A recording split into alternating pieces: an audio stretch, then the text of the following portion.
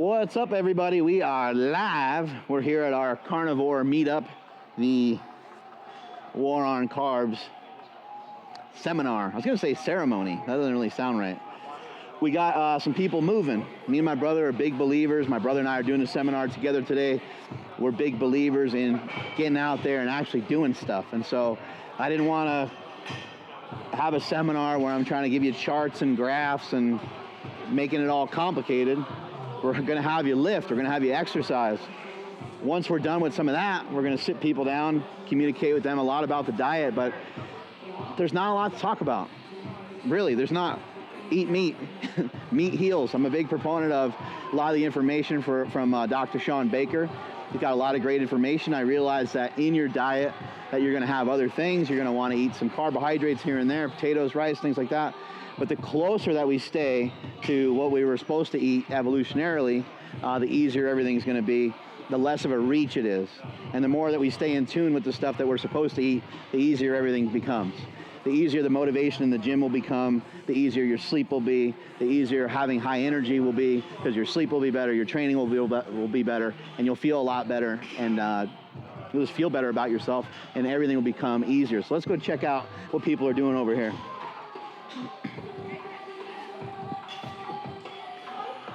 We're getting after it with getting a pump here. So we got these guys doing some front raises, working the front of the shoulder, and then they're doing some lateral raises, getting the side of the shoulder. But just, getting in the gym and trying to get some movement. If you haven't really made that leap just yet, or it's been a while and you haven't trained in a while, it's important to try to lower the barrier of entry into training. Go to the gym and just do like one thing. Try to find one thing that you like. If you don't like it at all, find a training partner that does. Tricep exercise going right here. This is an old school exercise. This will actually stretch the lats quite a bit too. So this is a great movement for a lot of power lifters, because once you start powerlifting and once you start getting big and jacked and you start going after those big bench presses, we lose a lot of shoulder range of motion. Having this range of motion in the shoulders is crucial to a big bench.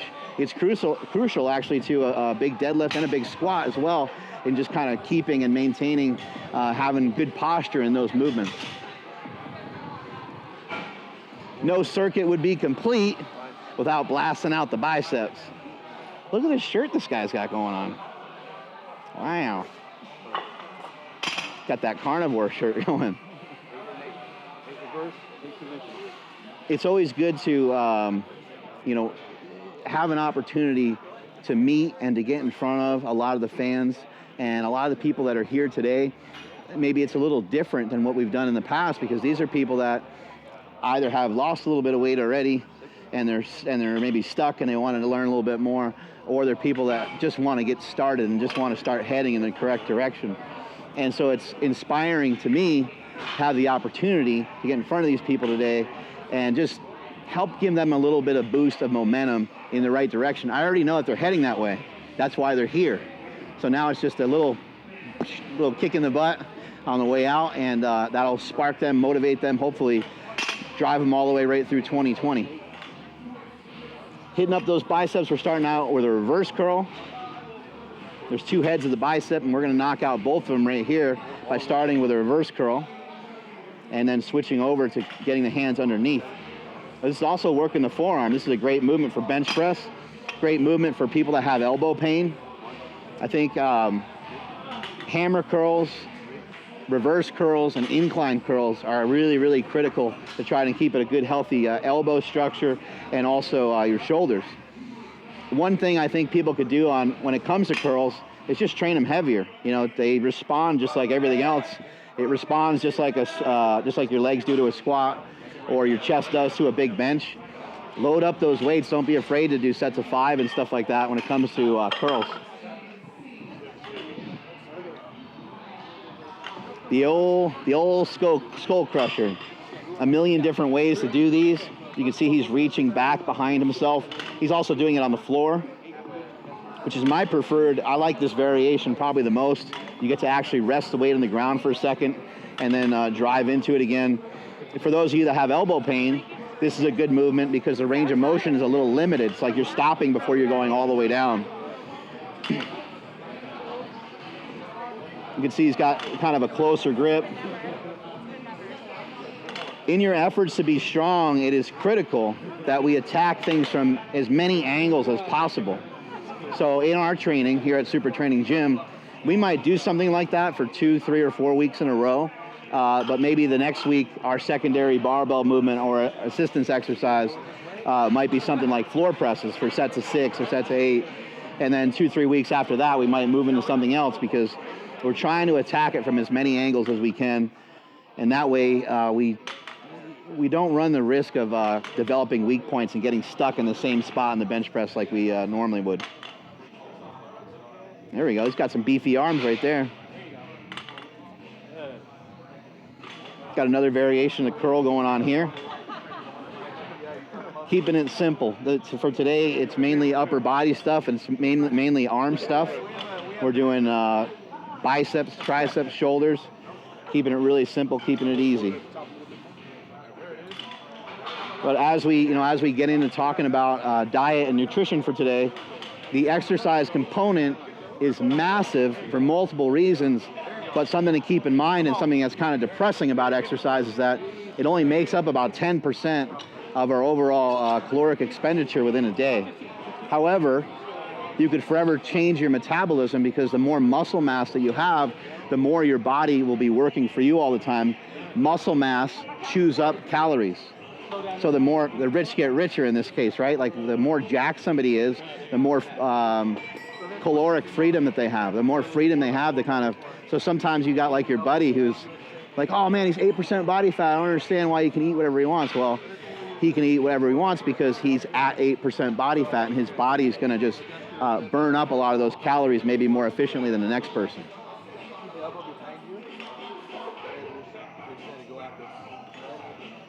You can see right there, Matt is teaching to try to get the elbow to align with the body a little bit. You pull your elbows back towards you a little bit and then extend downward. This is going to activate the triceps a lot more than if you were just to kind of, be going like this because you can get a lot of leverage and you get your body weight over top of that and just push down aggressively. Yeah. Woo! Burning.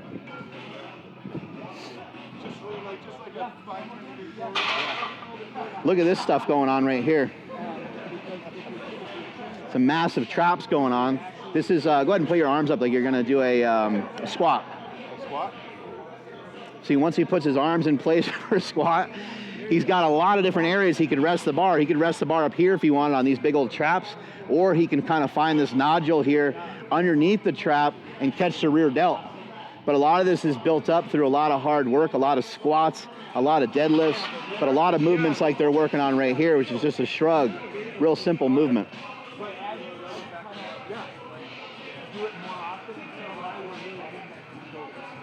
Just trying to pull those shoulder blades up as much as you can. Some people will roll them, things like that. I've never really liked the feel of that. My shoulders will crack and make all kinds of weird noises that way. For myself personally, I've always liked to lean into them just a tiny bit. And that way my wiener's out of the way and then I can kind of shrug into it. In order to have big traps, you don't necessarily need to do shrugs. However, if you're a smaller framed person and you're not very strong, I would highly recommend that you do shrugs because you're not handling 400-pound squats. You're not handling 600-pound deadlifts. So sometimes a guy like this will say, oh, well, I haven't really done a lot of shrugs. Well, he deadlifts like 700 pounds. So his body's going to respond to that because he's very, very strong. But if currently you're only at like a 315 deadlift or something like that, you need to pick up slack with these assistance exercises. Good job. There we go. Good form. How's it feeling? You've been hitting a bunch of different exercises for today. You said right away on the shoulders you were hydrated or something. You're feeling it in your arms quite a bit. I'm feeling it though. It's fun to exercise with this guy, and they're teaching me such new techniques. I mean, I've been weightlifting more off and on, but since I was in high school, I've already learned a lot of stuff in 10 minutes. Oh, that's awesome. Incredible. That's great. Keep it up. What's up, Mark? What's up, man? How you doing? Doing great. Good to see you. Over here we got going on, this is like one of the hardest damn exercises. Just an upright row. very old school movement. It kind of fell out of favor. People, you know, it blows their mind. They're like, oh, it's bad for your shoulders. But when you utilize the proper amount of weight, in my opinion, there's not a lot of exercises in the gym that can become dangerous, regardless of what they are. You can do like a good morning lunge or something like that. As long as the weight is appropriate, as long as you're not going too heavy, you should be A-okay. Lead with the elbows, elbows higher. Drive the elbows. Yep, there we go. Good. The other thing that exercise is going to do for you, especially when it comes to weightlifting, it's going to just chew up a lot of glucose. It's going to chew up a lot of sugar. So maybe you have a family member that maybe is pre-diabetic, or they're in a little bit of health, having some health issues. You can start them out with walking. Walking will be effective too, help manage their blood glucose. But lifting weights is the most effective thing to help manage their blood glucose right behind what you eat. Anyway, thank you guys so much for tuning in. I really appreciate it. We just took you through the circuit. Going to sit these guys down and we're going to chat with them more about nutrition, see where these guys and girls are at. Many of these people, like many of you watching right now, have probably already lost a lot of weight. Losing weight is not a big problem in America, despite what people may have said to you. Keeping the weight off is the actual major problem. So, you know, you could also look at it this way. Let's maybe not gain so much weight in the first place. So it's good to be very conscious. It's not great to be self-conscious, because that can make you feel like crap about yourself, but to just kind of be like, okay, like, you know, that's a little bit too much for me. I need to straighten myself out. I got to get myself back to the gym. It's just trying to be reasonable about it. We don't need an extra 40 or 50 pounds of body weight on us for any particular reason for survival. Thank you guys for following along. I really appreciate it. Strength is never a weakness. Weakness is never a strength. Catch y'all later.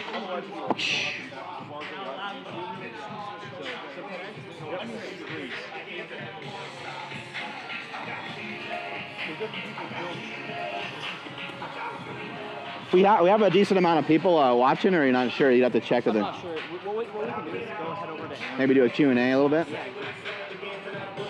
My mind.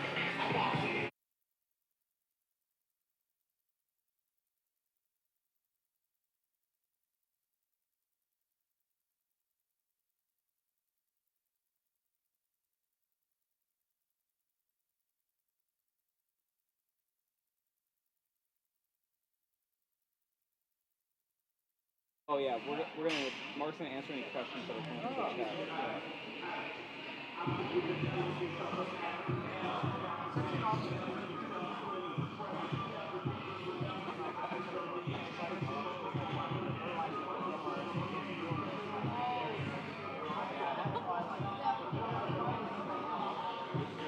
Am I ready to rock? All right, just going to answer some questions that are coming in. We were just live. I showed you guys some workout stuff, and Andrew's going to kick some questions our way. One of the major things that I hear when it comes to a ketogenic diet, there's a bunch of different things, but number one is like, how many carbs can I eat on a ketogenic diet? I think your best bet is to try to go for 0 carbs, to try to get that goose egg up there. Try to go as low carb as you can handle. However, keep in mind that there are carbohydrates in just about everything. There's carbohydrates in vegetables. I'm somebody that eats vegetables, you know, at least twice a day, something like that.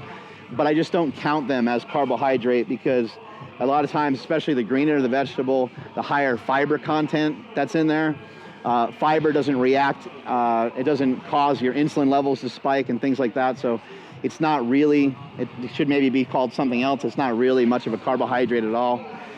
So that's kind of the goal, is keep those carbs super, super low. After you've been doing the diet for a while, maybe you've been doing it for 2 weeks or 3 weeks or so, you could insert a little bit of carbohydrate before and after training sessions, just to try to pick up your pace during your training sessions, and maybe to try to help elevate recovery.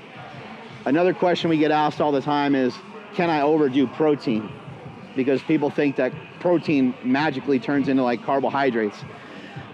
It's more complicated than that. Human body is going to do what it needs to do in order to survive, and it's going to pull energy from wherever it needs to pull energy from. So it can, through something called gluconeogenesis. Your body can turn your protein into glucose, but it's not really anything that I think is something to worry about too much. It feels like it's impossible to overeat on protein, and I know that you probably could overdo anything, but good luck trying to eat 400 grams of protein every single day. Maybe you could do it for a day, maybe you could do it for 2 days, but after a little while, you're like, holy crap, that's too much. So what amount of protein would be good for each individual? I would say approximately 1 gram per pound of body weight. So if you weigh 150, 150 grams of protein. If you weigh 200, about 200 grams of protein. And depending on your hunger, you could raise that up a little bit, because if you were to overeat on anything, it would be protein. I think the main concern on a keto diet is people think that the protein, if it's too high, it's going to bump them out of ketosis. I would say even if that were true, which I don't really believe that it is true, I believe that gluconeogenesis happens out of demand and not so much out of how much protein you took in. But even if that was to be the case, if that was to happen that way, I wouldn't sweat it, because I don't think being in ketosis all the time is some major critical point of the diet. The main point of the diet and the main fight that we're in, the main war, is against carbohydrates. So we can't have a war on carbohydrates and a war on protein at the same time. Otherwise, we're going to lose our minds. Ready? Yep. All right. Can you hear me? Are we recording? Yeah. Oh, Hello? yeah. Put the SD card in. Is this Snapchat? Yeah. One of the dopest screen names I've seen thus far, and I said screen names, that's how old I am. Creatine69 asks, what do you think about saturated fat and cholesterol from meat and eggs? So this question is about saturated fat and cholesterol. Saturated fat used to have a really bad reputation years ago. Same with cholesterol. People said avoid it like the plague, be very cautious with it. There's more and more evidence, there's more and more information out there than ever, pointing to the fact that our cholesterol may not be all that related to heart disease. And there's also a lot of great information out there on the internet. What I would suggest is do a little bit of your own research and check it out on YouTube. You're gonna find some really outstanding people that have great information that can go in really, really deep on those subjects. I'm not qualified to go super deep, but what I do know is that the original hype and the original scare of saturated fat and cholesterol should definitely be something that you don't need to be overly concerned with. Now, I would say let's learn from our mistakes, and let's learn that, hey, it wasn't a good idea to ring that bell for cholesterol and saturated fat, but it's also probably not a good idea to unring the bell either. That probably doesn't make any sense either. Probably doesn't make any sense to say, okay, well, I'll just have as much saturated fat and cholesterol as I want, and I don't give a damn because, you know, I think the research is bogus. Well, thinking the research is bogus might not be powerful enough to actually head in that direction, because who in the hell wants heart disease, right? So be a little bit more reasonable. Throw in some fish here and there. Throw in some intermittent fasting. I mean, I don't know, but I don't think anybody else does either, whether it's a great idea to eat 4 or 5 pounds of meat every single day for a really prolonged period of time. JC asks, what about like clean carbs? So like white rice and sweet potato. Yep. So this is a war on carbs, and this is a war on carbs seminar. However, people do want to eat carbs because they feel it's a good energy source. That was loud. They feel it's a good energy source, and it certainly can be.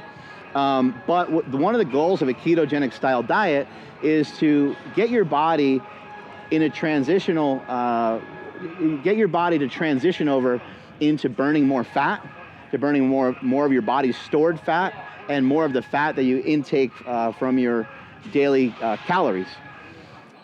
That process sometimes takes a little while, and you might feel like crap for a little bit, but you have to be on a keto diet for a little while.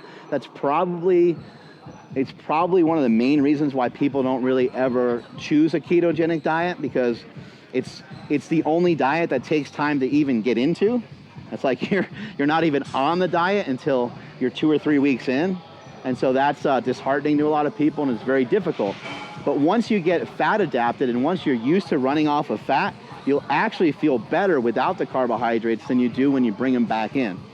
Now, if you're just looking for maybe a little boost in recovery, or you're looking for like a little edge during your training session, it's a fantastic idea, even while still being on a ketogenic diet, to bring in a small amount of carbohydrates right before a training session. Maybe a protein shake and some rice cakes, or maybe some blueberries, or maybe some oatmeal. Maybe a carbohydrate that you feel is going to digest pretty quickly, something like rice, potato, something like that. You could simply also just finish your night off with that and have that with dinner. You could have a baked potato or a sweet potato or some rice. Those things will not kill your efforts in a ketogenic diet. I would mainly suggest that you just do it on training days, so 3, 4, maybe 5 times a week, but it's not such an excessive, overblown amount of carbohydrates that you would still be able to enjoy a lot of the benefits that a ketogenic diet has to offer. So you absolutely could mix in some of those carbohydrates if you wanted to, but I wouldn't do it in the beginning. Give yourself about 3 weeks, 2 weeks without hardly any carbohydrates. Get your body used to burning fat. And then we got Matt Smith all the way from Canada.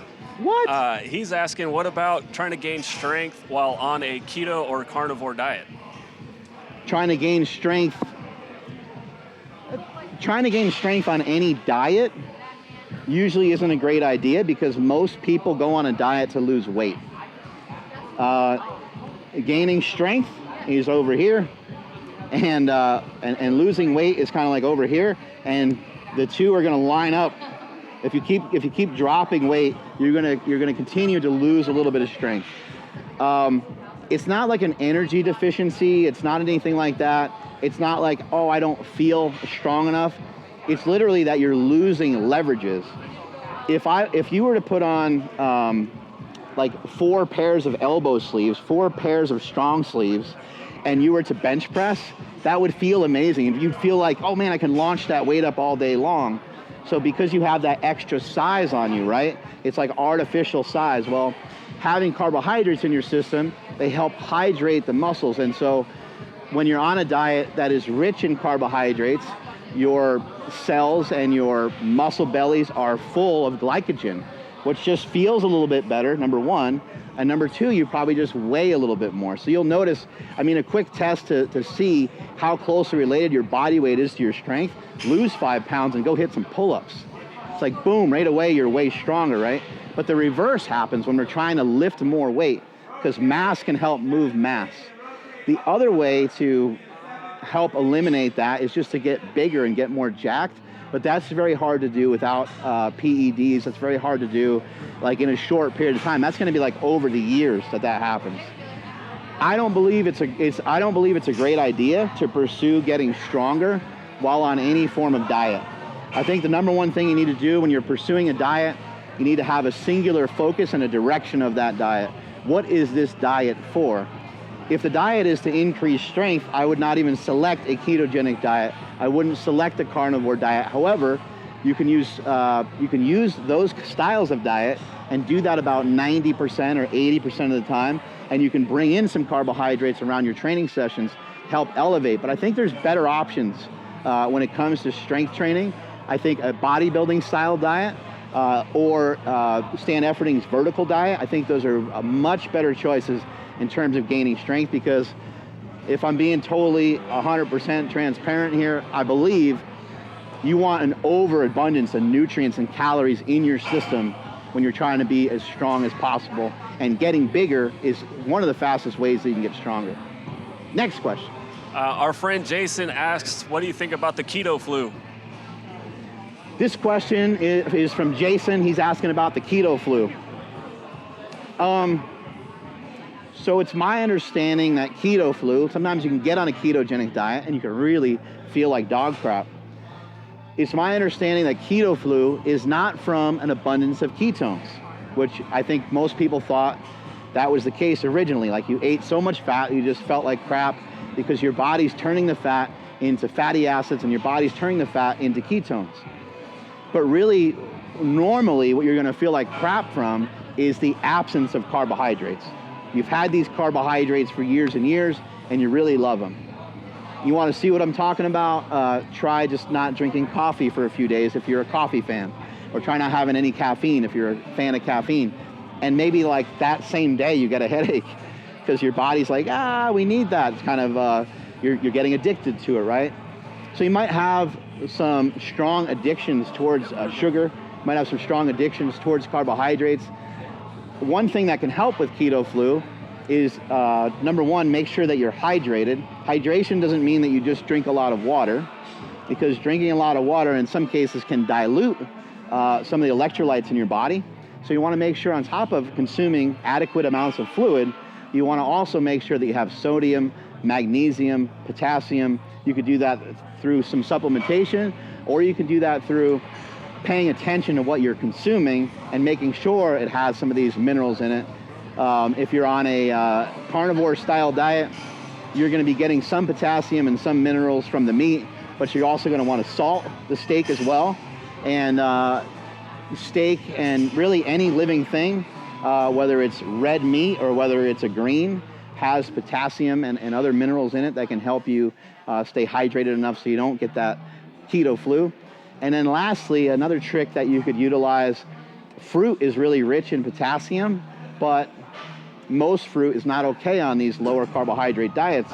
But a fruit that is okay is an avocado. And avocados have I think they have, from what I remember, I think they have double the amount of potassium than a banana. So that's really good. And there are carbohydrates in an avocado, but there's not a lot. I think there's like 12 in an entire avocado, which isn't really that much, and there's fiber in there as well. Last question. All right, well, Cookie Drummer 5 brings up a pretty good question. So you talked about the carnivore diet, the keto diet, while trying to gain and maintain strength. What if we want to go for the aesthetics? Like, how does it affect the muscular weight that we want to gain? I'm glad that some of these questions are coming up because I'm going to be doing a full blast carnivore expose, I guess we could call it, on my Mark Smelly Bell YouTube channel coming up. We're going to explore all aspects of the carnivore diet, but this question is about, how is the carnivore diet or how is the keto diet when it comes to aesthetics? If we're to try to simplify and boil down exactly what we're talking about, and we're trying to make things as optimal as possible. Keep in mind, I love these diets. These are diets that work really well for me. However, if I had better control over my carbohydrate intake, the best way to look the most aesthetic and look the most jacked, there is not another diet that compares to being on a bodybuilding style diet. Bodybuilding diet is usually fairly rich in carbohydrates. The body is running off the carbohydrates, utilizing it for energy. And the carbohydrates, are using them to help keep you strong. In addition to that, you're bringing the fat calories way down because we're predominantly running off of the carbohydrates. The protein is still going to be really jacked up. The reason why I choose a carnivore and a keto style diet to stay in shape is because the second that you give Mark Bell a potato, it turns into a Snickers bar. I have that weird ability somehow. I find myself, it's a trigger for me. I find myself craving these kinds of foods, and you just give me like an inch and then I take a mile, and next thing I know, I'm nose deep in 2 pints of Ben & Jerry's, because I always think, why just buy one? I love fish food. We got fish food and we got Tonight Dough. Fish food, Tonight Dough. I end up with both. Happens every time. So it has to be, you'll hear people say, oh, it's got to be, the best thing for you. Like, what's going to work best for you? It's got to fit your personality. It's got to fit you well. I've recognized that, give me too many carbohydrates and I'm going to end up pigging out. Now, having said all that, a keto style diet and a carnivore diet can work great for looking great. They can work great for your aesthetics. But for a natural lifter, for someone that's not taking any performance enhancing drugs, there's some other things to consider. If we're not optimizing our ability to gain and maintain muscle mass, we're kind of shooting ourselves in the foot, right? I believe that we're shooting ourselves in the foot. Do we need a lot of carbohydrates to accomplish that? Absolutely not. You might be able to find a variation of a ketogenic diet. If you go back and read some of the stuff from Mauro Di Pasquale, he wrote a book called The Metabolic Diet and also a book called The Anabolic Diet, where there's some room for carbohydrates in his ketogenic diet. Mark Sisson has also wrote about this as well, where you could have 50 to 100 grams of carbohydrates. I think that for powerlifting and for aesthetics, that something like that might fit your needs a little bit better. I even talk about it in my book, The War on Carbs. I talk about a performance-enhancing diet and just titrating just a little bit of carbohydrates in there, just enough to keep you jacked, just enough to keep you strong, just enough to give you energy, but not so many carbohydrates that you spills over, makes you chubby. Anyway, thank you guys for following along. Really appreciate it. Catch you all later. Bye. All right. Until Paul gets back, your microphone's still alive. Who's Paul? Exactly. That was cool. Yeah.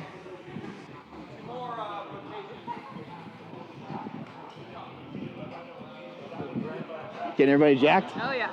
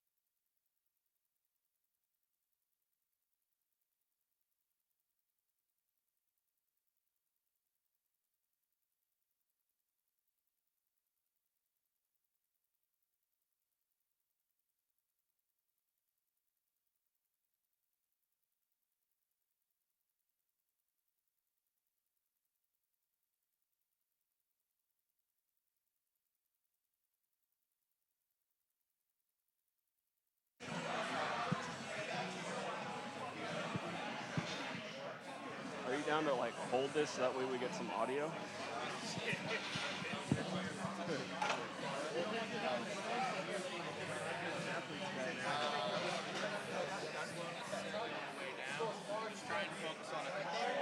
It's not necessarily about it being like a 3-second contraction. It's just about it being.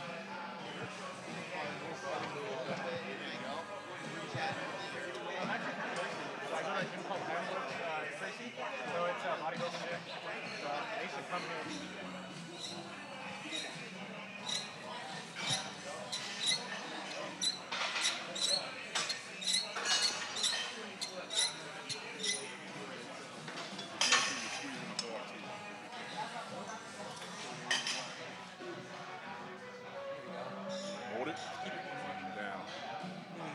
your chest up a little bit more. There you go.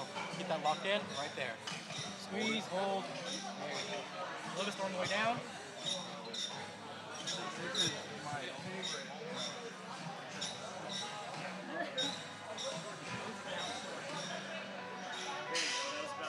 That last one. Yeah, because a couple of them, you went up and then back. Yeah, I felt that. Yeah. Felt that. Okay. Good.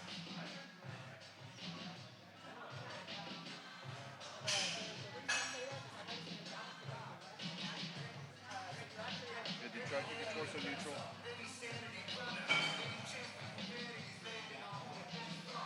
Killing it. And I didn't start counting, so I hope you did. Row it. Yeah. If just keep your arms, like Trevor's saying, just at your side. And even if your range of motion doesn't feel like it's really extensive, Yeah. it's going to be there.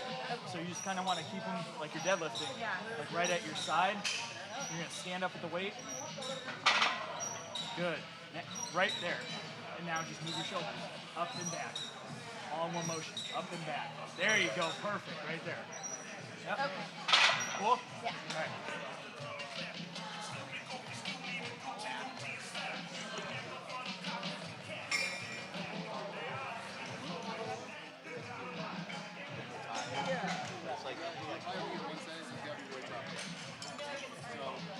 Al's trying to add a little bit to her lift, and she's looking for some additional coaching, and so here I am. And I've got her doing some research for me. Really important for her. There you go.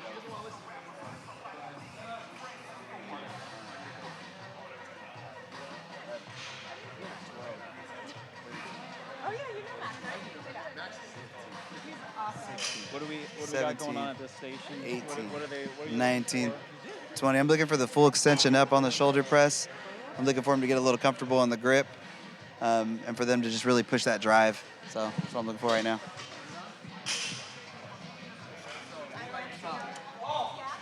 So you're back at the top? Yeah. So just get 2 right here. All right, last rotation. Rotate up. Last station. Hit it hard. 4 minutes. Hey, you know what would be cool? Her doing weight. Yeah.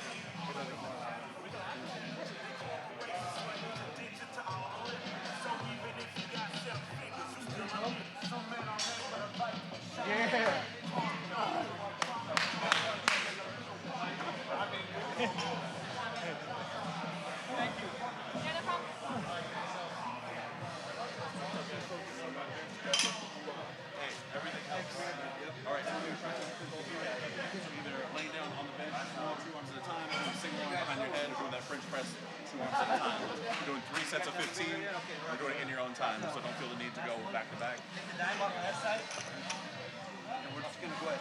We're going to go 8 and 8. Okay, we're going to go 8 reverse and 8 conventional, all in one set, okay? And then we'll add some weight on it. I'm going to kind of see where you guys are in strength. Top, right there. Keep your elbows nice and tucked. Time up. Easy and ready. Keep those elbows tucked. If you don't, you're going to start working your front delt, because this is what happens. You start doing this more like upright row. So as long as you keep your elbows tucked in, it's going to work your posterior forearm a lot better. There you go. It's way better.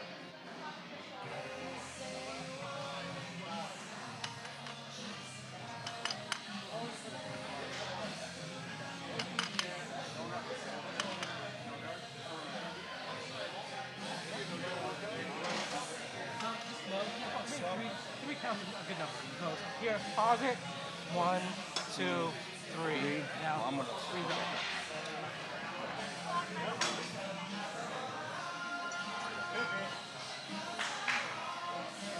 Chest out.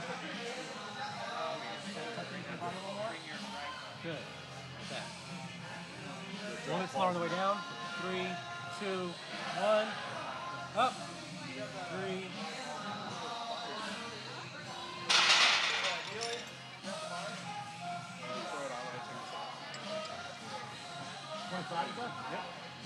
Bust it out. Talk to the people. What Hello, are we doing sir. at this station? We're running through 3 different tricep variations, trying to activate some different things. Trying to focus on showing a little bit more about how to get some hypertrophy with bodybuilding style grip. Move through more like a strength grip, or also like a grip good for burning out or warming up. So we're running through the black ball right now, our black ball grip, as we like to call it.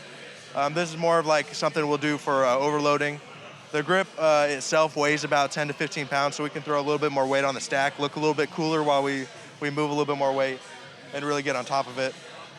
We just ran through the strap, which we like to use for warming up or burning out. It's more of like a kickback motion, so we can throw a little bit like lighter weight on it, move through a lot of reps, get a lot of blood in our triceps. And then we're also using the straight bar grip. We're doing like a reverse tricep extension or a just normal tricep extension with that. Trying to keep around 10 reps, get some good blood and some time under tension on that. Later, guys.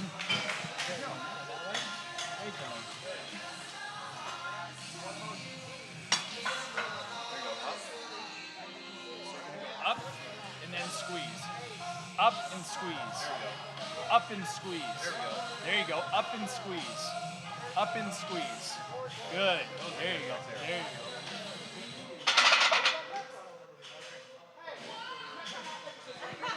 Talk to the people. What are we doing here? What are we looking for? All right, so what we're doing right now, we're doing 4 sets of 8 with shrugs, trying to explain that your trap isn't just the top of your shoulder. It actually runs back to the top of where your scapula is and then that rear delt. So really accentuating that motion to be a up and back. Yeah, just keep going. And here we go. Yeah. 3, 2, 1. And pick it up. Hello? Yeah. All right, if everyone can start making their way over here.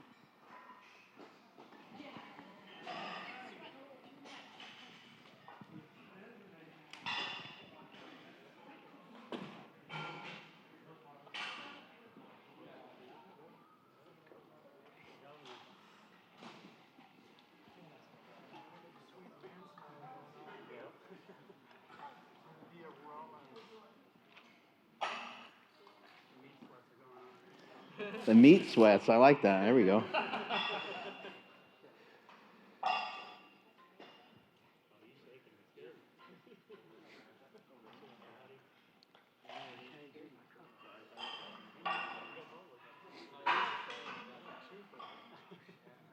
So part of the reason why we had you guys, start out with some movement is that I think that a lot of times when it comes to nutrition, some of the information out there can be complicated. On top of that, there's so many great tasting foods out there that, man, we're really, it's really a war on carbs, right? Like, you have to go that far to try to fight against how good some of these foods are. Potato chips and candy bars and pizza and burritos and all these things. They're amazing, but they have infiltrated our lives and they've ruined a lot of people's lives. People are heavily addicted to these foods and they have a hard time kicking those foods away. What I see kind of on a daily basis is people are not protecting themselves enough from the outside world. And I have 2 children, and when you have kids, you learn to child-proof your home. You're like, okay, well, my kid might stick their finger or stick a fork or something in an electric socket, and so you stick a thing in there to block it, right? Well, I don't want them falling down the stairs, so you set up a barricade so they don't take a tumble down the stairs, and there's a bunch of other precautions that you take. But I feel that we're not fat-proofing ourselves for the world. I feel that we're not protecting ourselves like when we leave the house every day. There's some really highly intelligent people out there that have done a lot of great things. They're super smart. There's doctors, PhDs, there's lawyers, all the scientists, all different kinds of people out there. that they leave their house every day without any sort of plan on where their nutrition is going to come from. People in the fitness industry and bodybuilders and lifters and people that have been around for a while are like, whoa, that's crazy. Why would you do that? But aside from that, most people don't know that. Like, that's the smallest thing. So much comes from our thought process, so much comes from thinking, and so much comes from being prepared. Trying to figure out how to prepare yourself for each day so you don't make these bad decisions is highly critical. One major blessing and one thing that has come out of a lot of diet information being shared most recently, I think, is intermittent fasting. I don't want to suggest fasting to anyone who hasn't really embraced or embarked on a diet for a period of time, because I think it's not a great place to start. I think the best place to start is always with the food.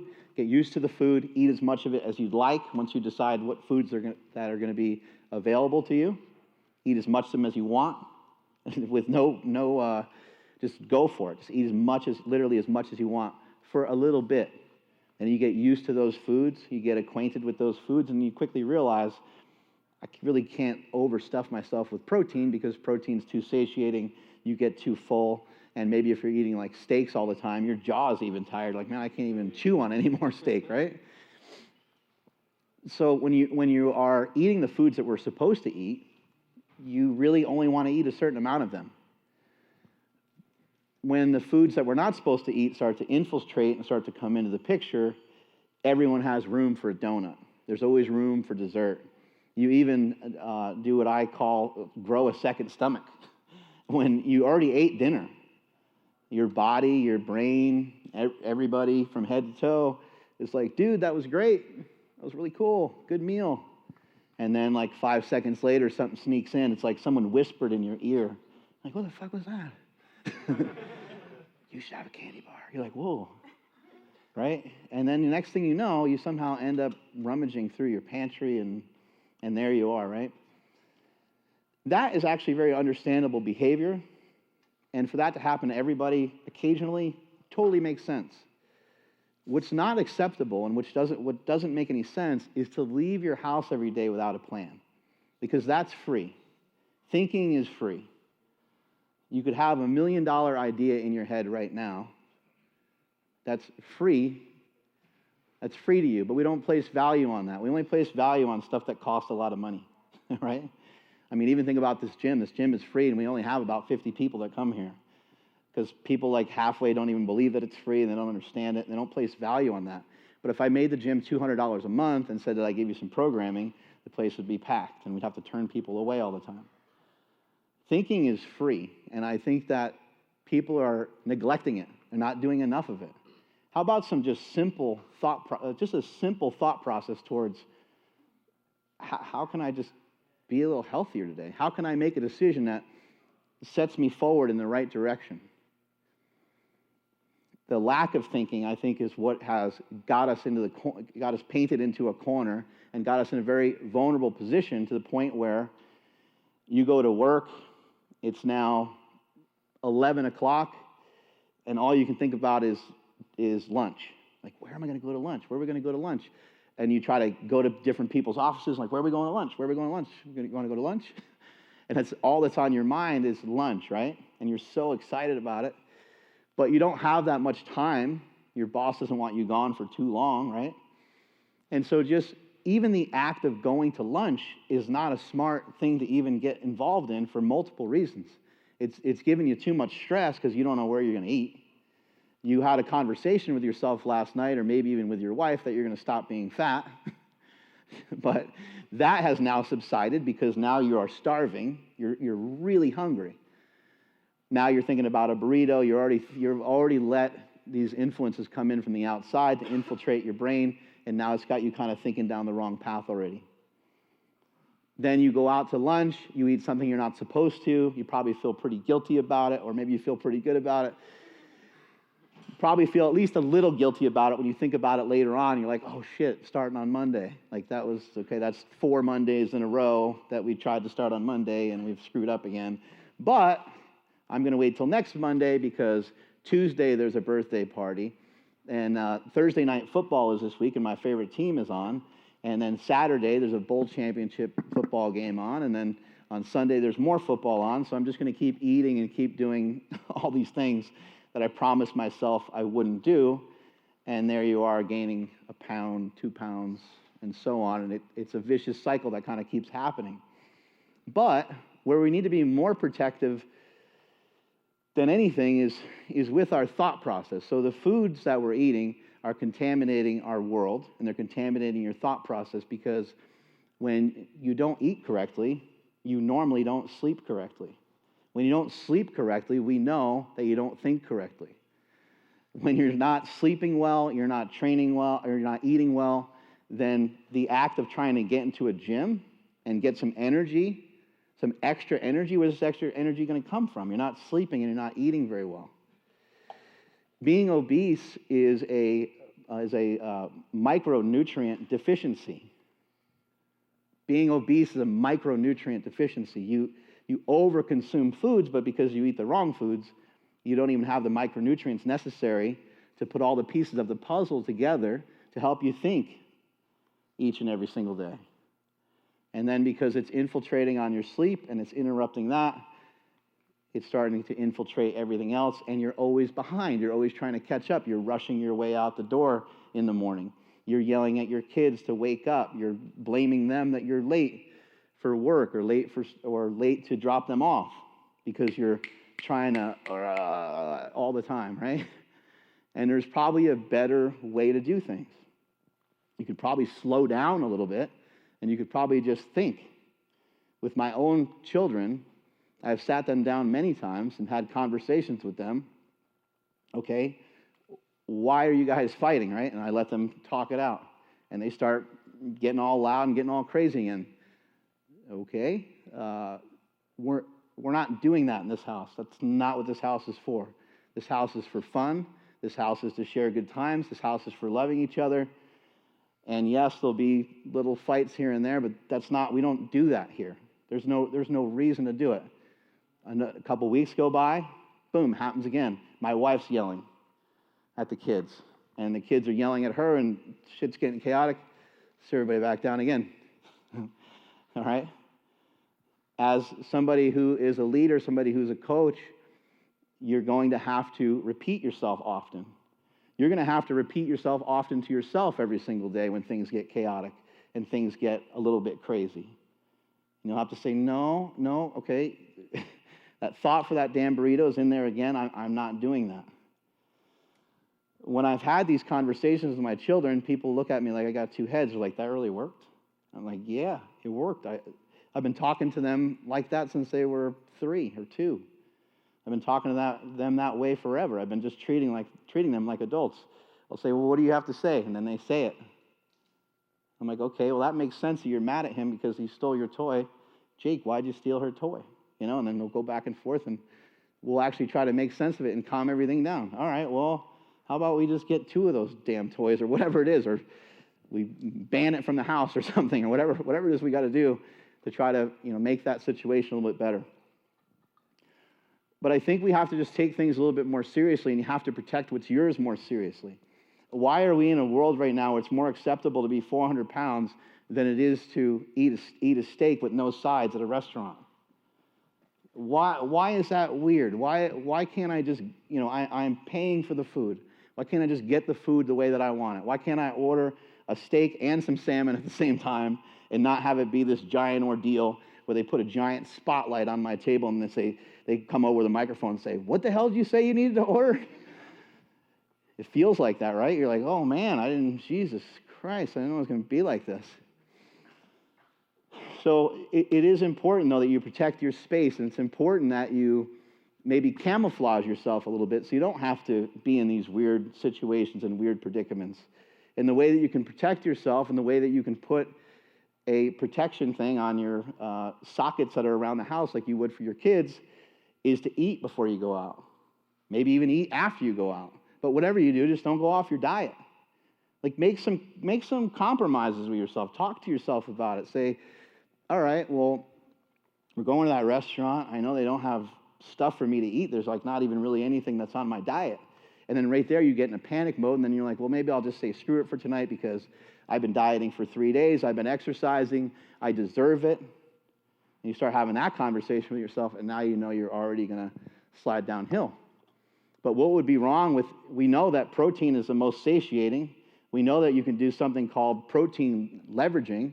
The more protein you eat, the harder it is to consume more calories. There's so much science and so much information about it. And even aside from that, you can just try it yourself and you'll learn quickly that if you eat a chicken breast or you have some lean Piedmontese steak before you head out the door, that you're guaranteed to not only probably make a better decision, you would just eat less anyway. And it sounds weird. My wife's always like, why are you eating before we go eat? But I used to weigh 330 pounds, now I weigh 230 pounds. So it's been effective. It's something that has helped me. The other thing that has happened for me that has been a big change has been trying to figure out what to do at night. Because I don't have any problem like eating correctly during the day. And especially like a lot of times when you eat during the day, you're eating in front of other people. Well, when we eat shitty food, we want to like, do it in the privacy of our own home. We want to hide away and we want to, be off in a corner eating like that, right? And so that's where the demons come out. And that's where you're sitting on your couch, you're watching your favorite show, and that's where you want to snack. A lot has been made recently about, like not eating breakfast or eating breakfast, right? Whether it's good or bad. Well, break fast, is like whatever time that you eat, right? That's what breaks up your fast. But if you think about it like this, anytime that you eat a snack, all snacks are breaking fasts. Because you could otherwise be fasting, you could otherwise be making steps in the right direction, but you're interrupting that pattern. Everything that you need is already inside your body. Your body knows how to function. Your body knows how to deal with all the different things that we do to it in a given day. Once you are done eating, your body is already starting the process of trying to figure out what to do with the energy that you just gave to it. And so it's running through that. It's like, okay, we can do this, this, and this. And then you dump more food in there. You break the fast and you start to interrupt that pattern. You start to interrupt. Maybe your body would have been starting to burn fat already. But maybe you just smothered it. Maybe you just threw some water on top of that fire that was about to burn to help you burn some calories and help you start going in the right direction. So how do you get rid of snacks? Like, is it legitimate? Does it make sense to not ever have any snacks in your house? I think it does. I think it makes sense to not buy snacks and store them in your house. I actually think it's kind of a lunatic mentality. Like even the act of just owning a pantry is insane. Like we can't go backwards. You can't go backwards. You know how many refrigerators I have in my house? I have like 6 of them. I got refrigerators and freezers. I have so much food. It's absolutely insane. But there's no way to go backwards from there. I don't need that amount of food. And it wasn't until I started messing around with fasting that I even realized, like, man, I'm walking into these landmines every single day. I'm not protecting myself from the outside world. I got a pantry full of these amazing foods. Of course I'm fat. It's easy to be fat. It's convenient. What you actually want to set yourself up with, the more inconvenient your diet could be, the less fat that you would probably be. I know that sounds weird, and we're going to teach you some strategies today on how you can make things convenient enough so you don't go crazy. But think about what if you just made a rule, and let's say you live 2 miles from a grocery store. Said every time that I need food, I'm going to get on my bike and or you're going to walk there, or you're going to jog there. You'd probably lose weight really fast. I recognize that's kind of a lunatic way to manage your body weight, right? But the position that we're in, where people have accumulated so much body fat in the place that I was at when I was 330 pounds, that is insane as well, right? That doesn't make any sense as well. I would say that is, and people might think this is harsh, but I would say that is a mental disorder. Just like not eating would be a problem. That would be an eating disorder, right? I would say that being obese can be an eating disorder because there's so much associated around making these decisions every day. You know that you can make a better choice, But then you start to think that you're weak, and you're starting to think like, man, I just don't have what it takes to make this work. And none of that is really true, because you're really strong and you're really powerful in a lot of other places in your life. You're attentive when you're a parent. You're right there for somebody. Maybe you're a teacher. Maybe you're this. I deal with these people all the time. I see it all the time. They're so powerful in these other areas of their life, and it's just this one area where things are a little messed up. It's this one area that they're having a hard time. All we're trying to do when it comes to diet, and part of the reason why we had you guys lift and things like that first, is because there's not a lot to talk about here. Because the only thing that really needs to be talked about is control. How do we end up with some sort of self-control? I just talked about eating before you go out to eat. Well, if you eat before you go out to eat and you have something healthier, maybe it helped you control yourself a little bit better. And then can you start to think? Can you start to think a little bit more clearly about the decisions that you make? Can you slow yourself down a little bit? When you're cooking and you just start eating everything because you're already cooking, you slice up some cheese and you're just going back and forth in the kitchen, and you're like, oh my, like imagine if you filmed yourself. You'd be like, holy shit, man, I'm going crazy. Like I'm like a shark and there's like chum in the water or something. You're kind of losing your mind and getting almost a little bit mental about it. And so you have to try to think to yourself a little bit more logically. Can I defeat that? Can I defeat that demon that's coming out? Can I defeat that beast that's coming out? Can I control my mind a little bit? Am I really starving? Like seriously? Like are you starving? You just ate 3 hours ago. Or even if you're fasting, you ate 15 hours ago or 18 hours, which it's still not that long in the grand scheme of things, in the grand scheme of how long you could potentially go without food, right? And so just trying to figure out a way, how do we gain control? How somebody in here mentioned to me a few months back, they said, hey man, I'm really having a hard time at night. I end up sitting on my couch and I end up sitting in front of the TV and I probably consume 1,000 extra calories that I don't need. I'm sabotaging myself all the time. I said, throw away your couch.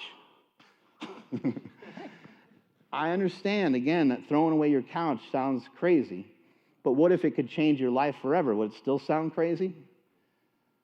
What if you can be healthier? What if you can avoid having a heart attack? What if you can no longer be diabetic? What if you can even start to think properly and maybe you can become wealthy? Maybe you can improve your position at your job because you lost 40 pounds, you're thinking better, you're now training. You can change your entire life. Would it then still seem crazy to have thrown away your couch? Now, you don't have to necessarily throw away your couch, but what if you stopped, when you walk in someone's house and you see that they have a massive TV and they got a big old massive couch in front of it, that's a signal. Okay, that's what goes on in this house. They sit down, and they sit as many people as they possibly can. They got 15 seats, and everyone watches TV. You kind of get an idea. Or if someone had like a wine fridge or something like that, okay, that's what they do in this household. They like to drink. They have alcohol. You can kind of see, right? You can kind of read into it. I'm not saying any of this is bad. I'm just suggesting that maybe that's not a great idea. Maybe it's unnecessary. Maybe it's overkill. What if you had a swivel chair that is just facing the opposite direction of the TV? Or maybe even not a chair that swivels, a chair that you have to physically rotate back around to face towards the TV. Well, that would be a block. That would be a barrier of entry into watching the TV that could potentially stop you. What about unplugging your TV? That would be a pain in the ass. Every time you want to watch it, you got to plug it back in and wait for it to all like restart and all that stuff again. Again, I kind of realize that I'm talking a little bit like a lunatic, but drastic times call for drastic measures. And there's a lot of people that are sick. There's a lot of people that are really in a bad spot and they need to make changes. And maybe some of these things are drastic enough to get somebody to head in the right direction. I want to turn the rest of this seminar over to some of you and over to my brother, because my weight loss story, and I'll answer whatever questions you have and stuff like that too. My weight loss story is a little bit different than maybe the average person that ended up gaining a lot of weight. I was still in a really good spot. I was fat on purpose.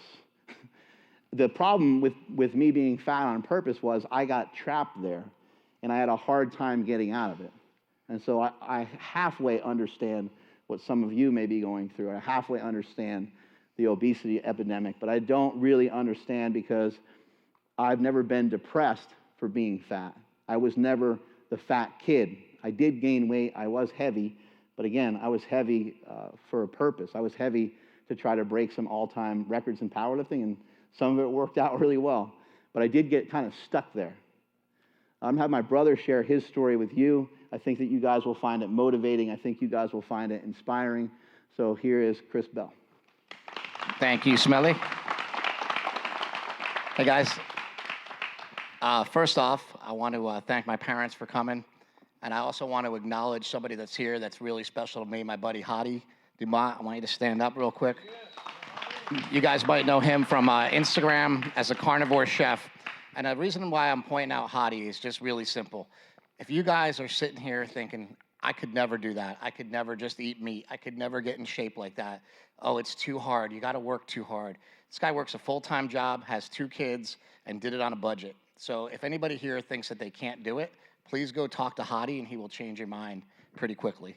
My story starts, let's just start with Bigger, Stronger, Faster. So as you guys know, I made the documentary Bigger, Stronger, Faster. Thank you. In 2008, you know, and we had our older brother Mad Dog was in there, and Smelly was in there as well. And I made that film because that's the two, you know, they always say to write what you know in Hollywood. And I was trying to make films my whole life. I went to USC Film School. I did all the right things, and I kept trying to make movies, and I kept failing until I met up with one of my friends from film school, and I basically pitched him on this idea of a movie about steroids and, you know, that sort of environment. And everything just sort of clicked, and it was great. I mean, we did the film. It went to Sundance, you know, and I thought like I was going to be off to the races and that my life was going to be great, you know, as soon as that was over with. And it's just not the case. Hollywood's a really hard business. I kept going out with other projects and going out to meet on other projects, and I just kept getting shut down, and you know, it was depressing. And right before we finished Bigger, Stronger, Faster, like literally some of the last shots in Bigger, Stronger, Faster, I was on crutches, and a lot of people don't know that because I just took the crutches and handed them to somebody when they started shooting. But I had to have a double hip replacement surgery for genetic arthritis that I've had kind of forever, you know. And so I had my hips both completely replaced, like right before we went to Sundance. I recovered by the time we were at Sundance. And, you know, a couple months after Sundance, I just started to realize that these pills that they gave me to kill pain felt really, really good. And they felt even better when you drank alcohol with them. And I just went down a 6-year path of depression, misery, addiction, you know, whatever you guys want to call it. It was really, really bad.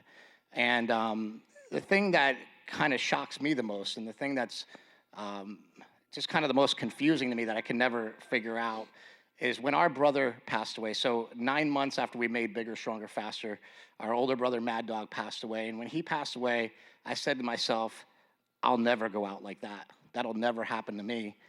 And I was on pills at the time, but you know, in my mind, I was like, well, I'll never do that. And I should probably stop taking these, and I should probably cut down on drinking. And for whatever reason, I just went 100% full blast. You know, I think I kept that idea of like, I'll quit tomorrow. But then let me just take 3 or 4 more today. And I just kept loading up, and I was just addicted to opioids and addicted to alcohol, a drug addict and alcoholic. The guy who directed Bigger, Stronger, Faster was now a drug addict and alcoholic. And how does that make you feel, you know, when you're supposed to be this beacon of health for people, and you're trying to tell people about, you know, what's healthy and what's not, and there you are, the big asshole that's, you know, ends up in rehab, right? When I went to rehab, I knew right away that I had to make changes in my life, but I didn't know exactly what those changes were going to be. At the time, I was literally eating whatever I wanted. I had gotten to a point where I could kind of not necessarily count calories. I didn't count them, but I just kind of tracked them in my head. Okay, I had this many calories, that many calories. But I wasn't in good shape at all. So I was 200 pounds, which I actually weigh right now, which is kind of amazing. My transformation basically went nowhere. I weighed the same weight, you know, when I was, I had gotten up to, at one point, to about 260. But ever since rehab, I had gotten down to about 200. And was able to stay there, but I didn't have an ab. I didn't have anything. I was 30% body fat. And when I was in rehab, the food was horrible. And I went to 2 rehabs. The first rehab I went to was like the crappiest rehab you could ever imagine. And the second rehab I went to is the nicest rehab you could possibly imagine. So in the first crappy rehab, the first couple days they kept trying to, give us food, and everything was just awful. And I couldn't do it. So I just told the guys, I lied to them and said, hey, I have a gluten allergy. I can't eat carbs. There were, the people there, they're not the brightest people. They're like, okay, whatever, like, what can you eat? And I said, just meat. And they said, okay, good. This is like way before the carnivore diet. I didn't know anything about it. That's all I would basically eat. I lived off of meat when I was in rehab, and I did that for 21 days. And then I got sent to another rehab, and in this other rehab, they had really good food. So I just kind of continued what I was doing for a little while. And then when I got out of rehab, I came up here to visit Mark, and if it wasn't for Mark, I wouldn't be here today. So that's something I definitely have to say. But when Same is true with everybody else. Yeah. when I got to the point where I came up to see Mark, I was really just sick and tired of like everything constantly failing and constantly, just not working out. And here Mark is, and he's getting more and more successful, and I'm seeing that. And I just had a sit-down talk with him, and we're at his favorite sushi place, Makuni, and he had ordered some rice and some fish and whatever, and he was eating, I just ordered sashimi. And then I told him, I said, you know what, man, I just feel terrible about the way I look, the way I feel. I just need to make changes. And I said, like, I just kind of want to, I don't want to eat carbs anymore. I want to, like, launch, like, a war or something. And then he was like, yeah, war on carbs, boom. And we actually toasted a piece of sashimi, salmon sashimi, and that meal, he didn't have his carbs either. And I went for 45 days straight with 0 carbs. And not necessarily all meat, just, like, anything that had carbs, I just didn't eat it. And about 30 days through the 45 days, I called Mark up, and I'm like, yeah, man, war on carbs, it's awesome. He goes, oh, I'm not doing that anymore. So I had gone like 15 days over what he said. But I told him, hey, man, this is great. I feel really good. I'm just going to keep going. And I just kind of kept going, And then all of a sudden, this ketogenic diet that Mark and I have been fans of forever starts to become more popular again. And I should segue now to a story from back in the day, which you guys will enjoy. You guys all know who Mike O'Hearn is, I'm sure, right? Titan. So I first met Titan, Mike O'Hearn, at Gold's Gym in Venice, and we trained with this guy named Ron Fedko. And Ron Fedko was a savage. He was 198 pounds. He's now the head of the computer science department at Stanford. So he's one of those guys that's really, really smart, but he's really, really crazy too. And so, I went in, and I was Ron and Mike, and they were both squatting like close to 800 pounds. And I just remember asking them like how to lift, what do I do, blah, blah, blah, right? And they said, well, you just come start training with us. Okay, cool. And, but Ron's like, if you're gonna start training with us, you gotta get in shape. And when you're a guy who's been working out his whole life, and you can bench 500 pounds, and somebody tells you, but you gotta get in shape, it is like the biggest slap in the face. I'm like, dude, I've been training like a maniac. I was like stronger than those guys on some things, right? So it's just, it was interesting because I was like, well, what do you want me to do? And he's like, you should probably weigh, and he like looks me over. At the time I weighed 245 pounds, and he told me I should weigh 165 pounds. And guess how much muscle I have on my frame? About 165, 170 pounds of muscle on my frame if I was 100% shredded. So even back then, he was right? So I find that to be very interesting. So I asked Ron, well, I don't know how to lose weight. If you guys want me to compete with you and you want me to get down, first he said, you got to get down to 220, then you got to get down to 198. And I'm thinking, there's no way. And he just looks at me and he says, red meat and water. And then he turned around and walked away. Yeah, he just said red meat and water, and that's it. That was his prescription. And then he walked away, and then when he was walking away, he turned around and said, not even a stick of gum. And he was dead serious. And so this guy was like a maniac, so I just listened to everything he said. And I wish I still had that ability now, but if somebody tells me something now, I'm like, yeah, whatever. But back then, I was young, and I was naive, and I was scared. So I just said, okay, red meat and water, nothing else. And when I did that, I lost 20 pounds. I went in, lifted at 220, and I won the competition. The next competition that we had a couple months later, I went in at 198, and it was the California State Championships. Won the competition. wait a second, I'm not eating any carbs, I'm just eating meat. All these other people are all carbing up and everything else. And, so this was in 1995, right? So, then I was told, and this is something I want to really impress upon you guys. If you guys have something that's working for you, just don't listen to anybody else. Like, not even me, honestly. Like, if you have something that you're doing now and it's working and it's getting you to where you want to go, listen to your heart, because that's something that I didn't do. And when I didn't do that, I listened to everybody else. And I went basically back to eating crap, and just eating. And it's like I had a choice. I could have ate better foods, but we get lured into these traps because, like, in the fitness industry, we have birthday cake flavored protein shakes and stuff like that make you want to have the real thing, So, for me, listening to other people didn't really work out so well. So let's flash forward back from our red meat and water story. I'm back at Gold's Gym in Venice, and this is like 3 years ago. And my training partner Brent, I remember it was a bench day. I remember like it was yesterday. And he said, "Hey man, I know you listen to Rogan all the time. Did you hear this idiot talking about this meat diet?" And I'm like, "What idiot and what meat diet?" And so he told me, "Hey, this guy, Dr. Sean Baker, he was on Joe Rogan yesterday, and here's what he was talking about." And I told him, I said, "Look, man, I'm going to lift later. I need to listen to this now." And I left the gym because I knew there was something about it. Like, in my head, I knew, like, that's what I've been looking for. And I went and listened to it, and immediately after I listened to it, I just got on Twitter, hit up Sean Baker, said, "What do I need to do to get involved in this?" And, he called me up, and we started talking. At the time, I was doing some filming for some stuff that Mark and I were doing, and we decided to get Dr. Sean Baker to come up here and do an interview. And before talking to Dr. Sean Baker, I said, "Hey, listen, I think I should probably try this before I interview you, so at least we're talking on the same page. I'll just try it for a couple days."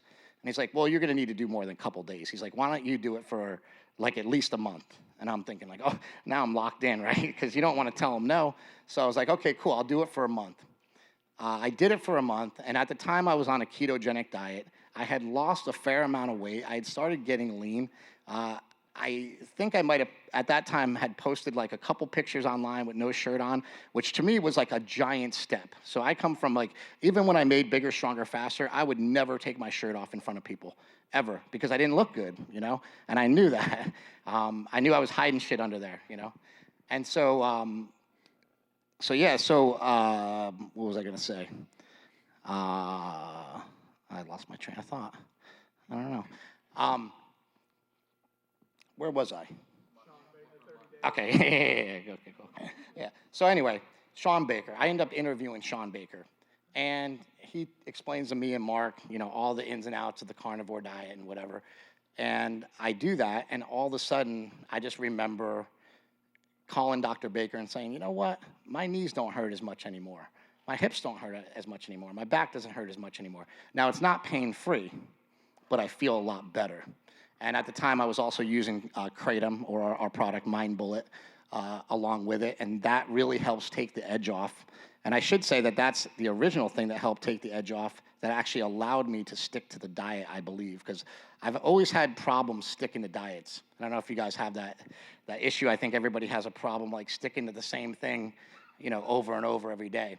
And so that was my biggest holdup, was that I would just, I would end up like screwing up the diet. So anyway, I did this diet. I did it for maybe like 3 months, and that's when I really started getting into it. At about 3 months, after about 90 days, I just felt completely different. Like I felt like I didn't have the same limitations that I used to have. Like I thought I would never be able to squat 500 pounds again, and I came in and I was able to do it for 5 reps. I thought I would never deadlift anything really. And Stan Efforting got me doing trap bar deadlifts, and that got me working back up to like a 700-pound trap bar deadlift. When I did all these things that I didn't think I could do, sort of opened up this new door to say, like, you can actually do anything. So a lot of the stuff with this diet really opens up a lot of other doors. It really helps you think about a lot of other things, and also helps you in a lot of other aspects of my life. For example, with addiction, you know, it's like just because when you're addicted to drugs and you're addicted to alcohol, you have that personality where you tend to get addicted to everything. But having long gaps in between your eating, literally, like, I'll eat twice a day. So have a meal, you know, fast until you're hungry, till you're really, really hungry, till you can feel that in your bones, basically. And then you eat again, right? And that's how you just basically keep going like that. And to me, that's really simple, but it's not always easy. So I know, like, a lot of times we have cravings and we have problems. What I have learned, and it's the hardest thing and it's the worst thing that anybody wants to hear, they say, how do I get rid of those cravings? And the only way to really get rid of those cravings is to get rid of that food altogether, like say goodbye forever. When I took an oath, basically, to not drink again in AA, and I said, I'm not gonna drink ever again because it's not good for me, I think we have to do a lot of that stuff with some of these foods. It's not like, you know, not to say you can never have it again, but you should probably write it off of your memory for a while, because if you really wanna make progress, and you can come back to these things later, which is another thing I wanna make sure you guys know. So there's a lot of things that I'll eat now that I would have never ate when I was on the beginning of this carnivore diet. You know, if I want to slip some ice cream in, I can account for calories. I'm sort of gotten to a level where I know enough, I have enough knowledge that I don't have to worry about my diet anymore, but I used to worry about it every day. You know, I had a body dysmorphia, the body image problem, like pretty much my whole life. I'd always go look like, oh, I don't like the way this looks. I don't like that. You know, I'd change my clothes 20 times. And when I talk to other guys, they say, hey, how come other guys never talk about that stuff? You know, and we never want to kind of say, like, oh, yeah, I don't like the way my body looks or whatever. There's issues that I have every day that I bring up in the gym. Like I still have some, you know, I've lost all this body fat and I still have some fat here. And I whine about it every day. Like, you know, like that's just what we do, you know? And so to me, overall, the diet represents something, you know, that's basically like, it's a safe place for me. It's sometimes I think it's all I have, you know. So some days when I'm doing the diet and I feel like, oh, I want to go off the diet or I want to cheat, I just realize, like, this is like the only thing in my life that's always there, always solid, and always the same. And if I just stick to this and I follow this, good things start to happen. And it always goes that way. Like, I've never had a point where I'm like, oh, okay, I'll break down. And, you know, I've had points where I cheated, but nothing ever good came out of cheating on my diet. Like, not one thing ever came good out of it. The one thing that I think is really important as you go through a carnivore diet is also to not be very dogmatic. So when I went to Hawaii with Dr. Sean Baker recently to do a seminar, and it's pretty much what we talked about the whole time, because you have a lot of these people, if you go on Instagram and you go on different things, you'll see these people saying, like, they'll be smashing vegans and saying, like, you know, look, I don't think we should be judging anybody as a person, like, just for what they eat, you know? So I think that we have to take a step back. And when you're talking to a vegan, somebody that's actually a vegan, they really care about animals and stuff, I think we have to step back, because you always look like the aggressor if you're like, no, bro, you got to eat meat. You got to do, you know, it's like, cool, right? So I think not being dogmatic about it actually helps to spread the word of carnivore. It also really helps a lot of people accept it. And I think a reason why a lot of people don't accept it, including our friend Joe Rogan, which we've been on his podcast talking about and stuff, but a reason why he seems to talk about it so much is because there are a bunch of people that are very dogmatic about it, and he kind of makes fun of that. And he says, like, hey, bro, that's not carnivore, you know, and stuff like that. And I just think that stuff like that is kind of stupid. I mean, just so you guys are aware, what the carnivore diet is very simple. It's red meat and water. I mean, that's the basis of it, right? So anything that's plant material or plant matter is going to be considered, you know, off the diet. But I don't look at it that way. I look at it as, let's get our protein in first, right? So you guys know that, like, basically it's funny because everything in nutrition is pretty much a myth. Like, everything that we've learned has changed like 25 times. The one thing that hasn't changed is 1 gram of protein for 1 pound of for each pound of body mass that you have. That's how you keep building muscle. And I've listened to hundreds of podcasts about protein synthesis and all these different things, and it all boils down to the same. No matter how many times or how many people you listen to, it all comes down to like, get that 1 gram in, and go by your lean body mass. If you weigh, 300 pounds, but you only have 220 pounds of lean muscle, you got to go by 220 because you don't want to feed a 300-pound person. You're going to stay a 300-pound person. So you just feed, feed what you need. You feed the part that, lower. To me, that's the simplest thing. I get in my protein, and then we can play around with the fat. A reason why I like the Piedmontese beef so much is because it's really high in protein, but it's really, really low in fat. I know a lot of people love like big fatty ribeyes and stuff like that, and you can have those too. But I think if you're really trying to get lean, it's good to throw some lean cuts in there. That's why I think for a carnivore diet, a lot of people could just throw in a little Piedmontese here and there. You get an extra steak in, and you just don't miss the fat. Like, I don't know if you guys have tried it, but like you don't miss the fat. And I think that's when I sort of found this beef. It's a sort of a roundabout story, but I found that beef from making Bigger, Stronger, Faster. If you guys remember the Belgian Blue Bulls in Bigger, Stronger, Faster, they're very similar to Piedmontese beef. They have the double muscling, they're more tender, and that's why the beef comes out that way. I also think it's important to get a good amount of salt on a carnivore diet. I know a lot of people complain that when they're in the gym, they can't get a pump. So sometimes I'll just salt up and go over, do some curls and get like a crazy pump and post a picture of that. Because I think it's important for people to know, like, you can get a pump on a carnivore diet. If you're looking to do bodybuilding and to train and get a pump and everything, then go do that. You know what I mean? Like that's another thing that's kind of interesting is like people want to complain about it, and then don't do it. It's not the diet for you, But I feel like you can get a great pump by just using a little bit of salt. I think actually anybody can benefit from this. If you guys, I use Redmond sea salt. You can kind of use any sort of Himalayan salt that you want. You just take a pinch of it and put it underneath your tongue before you train, and we have a different blood system under our tongue. That's why we do sublingual tablets and things like that. And so if you just put some Redmond sea salt under your tongue, it goes right in your bloodstream, boom, you're ready to train. And it actually kind of works like carbs. If you guys listen to Stan Efferding and follow Stan Efferding's stuff, what carbs do is they bring fluid into your tissues, right? And so when you take in a lot of salt, it'll do the same thing. It'll keep you pumped up, and it'll keep you strong. So you have these days when you're going in lift heavy, you want to probably salt up, and I mean, it's basically just like carbon up.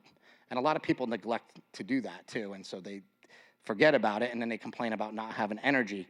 Another problem I get on the carnivore diet is like, hey man, I don't have any energy. Well, food is energy, so eat more food.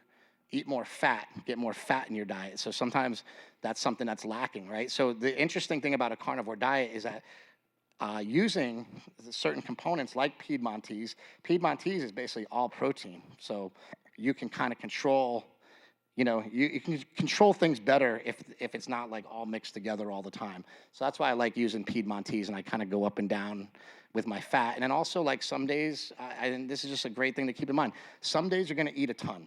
Just go with it. You're hungry, eat. You have an appetite, go for it. Eat that day. Get those nutrients in. The days that you're not hungry, fast.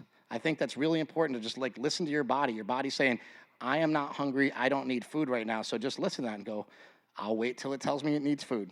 Because I think a lot of times we just get stuck in like, oh, I have to have this many grams of protein per day and I have to have this.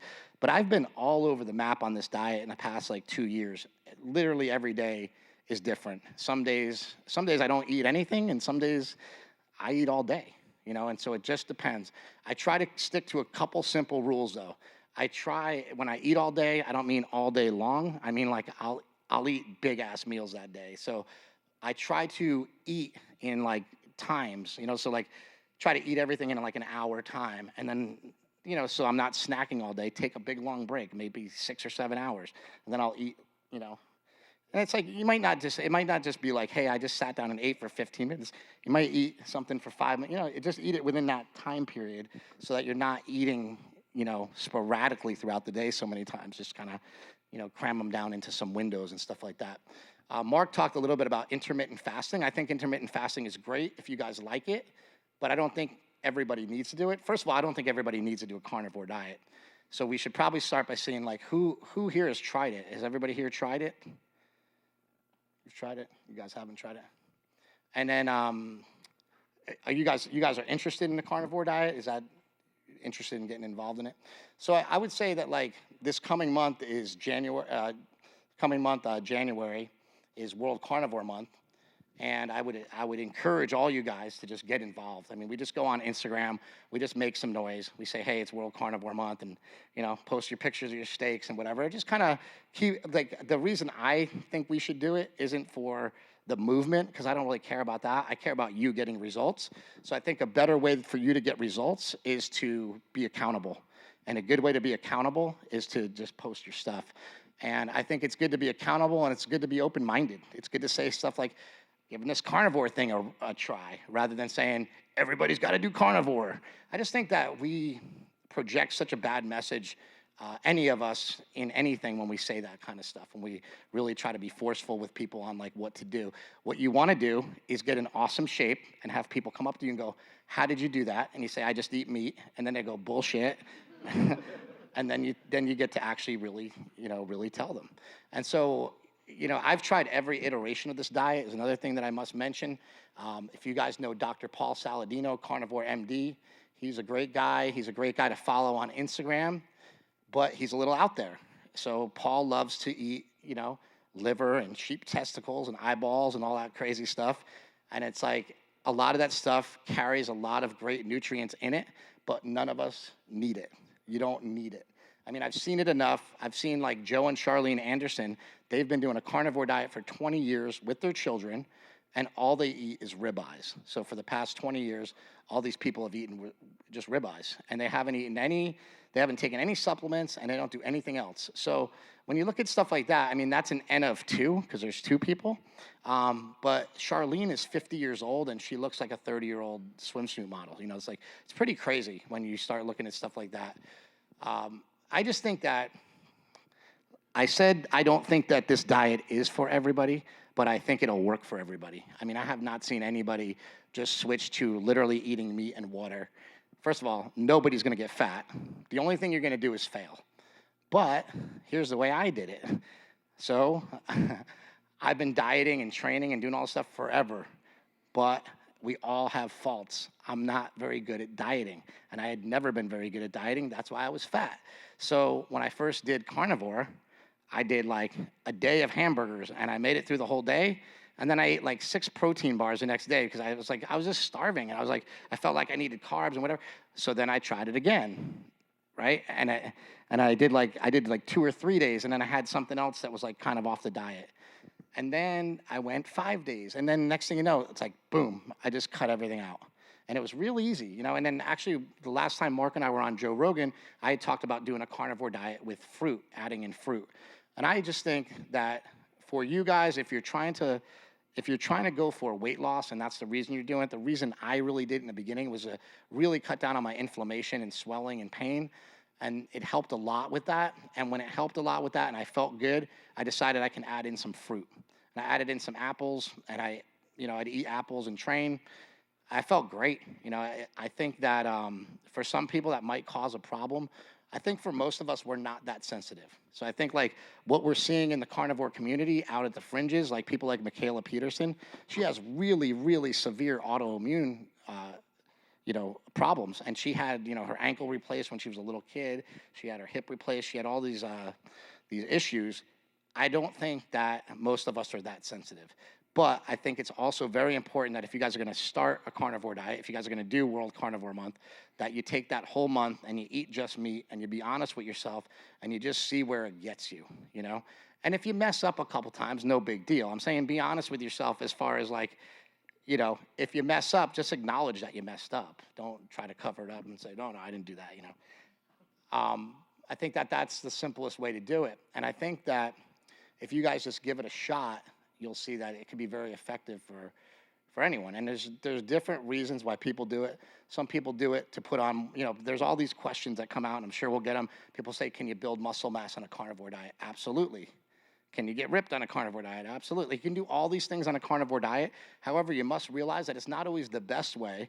And that by using a carnivore diet to get to a certain point, like for example, if I was going to go step on stage and do what Mark did and get into a bodybuilding show, I think it would be in my best interest to look into bodybuilding diets rather than try to fit a carnivore diet into something that's where it's not fitting.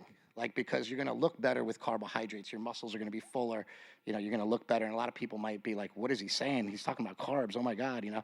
But I think our whole philosophy with war on carbs and all that is like, we are talking about the processed, crappy food industry carbs that we see in Pop-Tarts and granola bars and all these, you know, things that they put out. Those are the kind of carbs that Mark and I are talking about.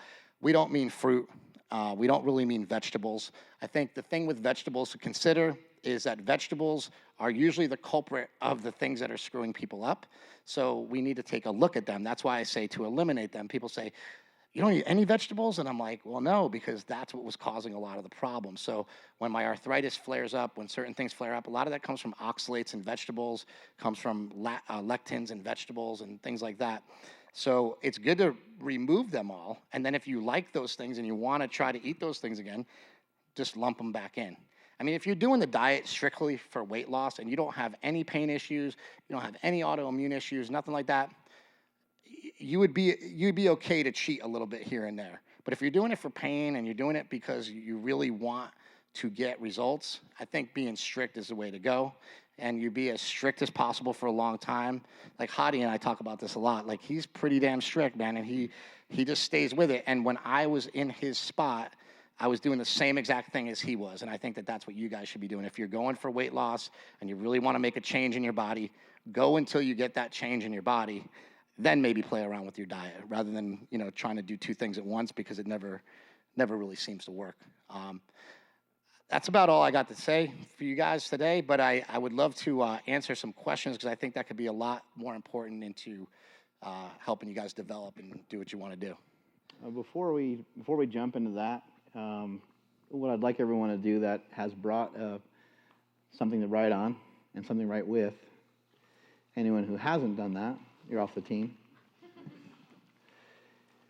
If you don't have a pen or paper, it's not a huge deal, but you can just practice this in your own head. It's important that you have a goal. It's really, really critical that you have a goal. So I'd like for a minute just for you to kind of think about that goal, write it down. The simple act of going towards a goal puts you in the 5% of the population. For every 100 people, there's 5 people that are going to act on what's in their head. There's 5 people that are going to act on the thoughts that they have. There's 5 people that are going to take things to whatever, they're going to take it to whatever they have to take it to. They're going to take any measures possible to figure out, how do I get to that goal? You can sit down and think about it more. Okay, goal is here. And then you can kind of like think about, how am I going to move towards that goal? But that might be a harder undertaking to really think about, especially if your goal is high. You know, if you're thinking about being rich, or you're thinking about looking like a bodybuilder, and currently you're not anywhere near that. So if your goal is really high, what I would suggest though is that you just try to take some small steps towards that goal every single day. The only way to be consistent is through the practice of inconsistency. You have to fail a lot. You have to mess up a lot, but you have to fail fast, and you have to fail now, because otherwise you're just wasting time, and you'll be back in with the other 95% of the population that doesn't do the stuff that they talk about doing. I say this all the time, and I really do mean it. Cowards talk about what they will never do. So when you think about something in your mind, it doesn't always mean that you have to be a maniac about it. But in my opinion, it makes sense for you to strive towards that. Because the second that you do that, that's success. The second that you have decided on what your goal is, and you decided this is the direction that I'm going in, you're already halfway there. The fastest person in the history of the world is Usain Bolt. And we can bring him into SuperTraining gym, and I can absolutely smoke him if we were to race on this turf right here. All I'd have to do is blindfold him, spin him around a couple times, and have somebody aim him in the wrong direction. If he doesn't know where the finish line is, he can't win. It doesn't matter how good he is. You guys need to know, what is the goal? What is this finish line? How in the hell am I going to get there? When you think about how good the victory will feel to get to that goal, you can think about the taste of that, and you can think about how much better that tastes than a slice of pizza. You can think about how much better will I feel about myself as I reach for success. I know sometimes these things can be a little bit corny, but I know these things firsthand through actually doing them and through years of working on trying to be successful in different fields, working on trying to reach for things. You know, you have to also be careful too, because you can also fall flat on your face. As you're reaching and striving for goals, maybe you're forgetting about other things. Maybe you're forgetting about the things that are important, like your family. You know, you gotta, so, you know, you do want to go for it, and you do want to give it all you got, but at what cost? So that's where you can start to piece things together, and you can say, okay, I'd really love to be in better shape, but the sacrifice to maybe look like a bodybuilder, maybe it doesn't make sense for now. Maybe it's not in the cards. Maybe you have 3 children at home, and that just sounds like a really wild lifestyle to try to commit to at the time. You can't figure out how to make time for it. So there's no reason to even worry about such a goal for now, but work towards whatever that goal is that you have. The victories in life are in the small things. They're in the small things. That's, in my opinion, that's what killed our brother, was he wanted to be great so badly, but he forgot that there's smaller steps are the most important thing to fulfillment. They're because he didn't feel good about himself. So even if he was still here today, he, unfortunately, as sad as that is, he probably wouldn't feel good about himself. You have to figure out how can you feel good about yourself. And the way I think that you're going to do it is to figure out a way to even just go towards your goal. Even if you fail, so what? People fail at stuff all the time. You're not always going to reach every goal. I wanted to bench 600 pounds, tore my pec 3 times to try to do it. I've tried. It never happened. I'm not sad about it. I gave it everything that I had. I feel like I really did. I feel like I gave it everything that I had. I feel like I put as much into it as I possibly could. And if I was to think about trying to pursue that now, I could. I could pursue it now. I could go after it now, but it doesn't make sense for my life right now. I'm in a different spot. I'm not hungry that way like I was before. So all I'm really going to do is probably get hurt, right? So you got to think, like, what makes sense? What's reasonable for you to do? And then when it comes to cravings, and when it comes to folding up, when it comes to succumbing to these things that we feel like we don't have control over, you need to kind of work your way backwards again and try to think, okay, what's the goal? Let's just put you in a spot right here. You just ate, and the bells are going off once again about how you should eat something sweet. I don't know about you guys, but that's what it happens to me every night. I still have cravings all the time. I still want to eat junk food all the time, and I still choose not to. You have a choice to make. You know, are you going to be the same person you were the day before, and the day before that, or are you going to actually be somebody that makes progress? Changing is difficult, but change is really going to happen for everybody anyway, because you're just going to get older and you're just going to get fatter, and change is happening all the time. We don't really want just change. We want to figure out a way to make progress. We want to be better than we were yesterday. And so when you're up against it and you're in that corner like that, I would love for you guys to think about this. And if you were to only take one little chunk and remember one thing, so you're going to forget a lot. If you're only going to remember one thing from today, what is the choice that you can make to make yourself prouder of yourself? What's the decision that you can make to make yourself? Is the decision going to make yourself prouder of yourself, or are you going to feel more like crap about it? If you're going to feel prouder about yourself, hopefully you'll continue. Some real world, real life stuff that you can do if you're having those cravings. So before you even sit down to have a meal, make sure your shoes are on. If the weather's crappy outside, make sure you have warm clothes ready to go. As soon as you're done with the food, you're out the door. and you're on your 10-minute walk. You want a way to occupy your mind, you want a way to get your mind off of that food, go for a walk. You walk for 10 minutes, 10 minutes is up, you're like, I still want pizza, it didn't work, Mark Bell's a liar. Walk for another 10 minutes, walk a little further, walk a little more. Start to ask yourself some legitimate questions, because you may have overtrained. You may have been training really hard for the last couple days. You want some cravings to come in hardcore, train your face off for a few days and you'll have tons of cravings. Stress, any of life's stress, whether it's you worked out too hard or just anything that's going on in your life, your car broke down, you don't have money, you got into a fight with somebody, you feel bad about A, B, or C, all those things are going to impact you. At the end of a rough day, that's going to be really easy to give in. But that's where you probably need to say to yourself, this is what was talked about in the seminar. This is the moment that I need to be a little bit stronger. This is the time I got to suck it up and I got to get through this. Part of what will also help you get through it is the diet itself, though.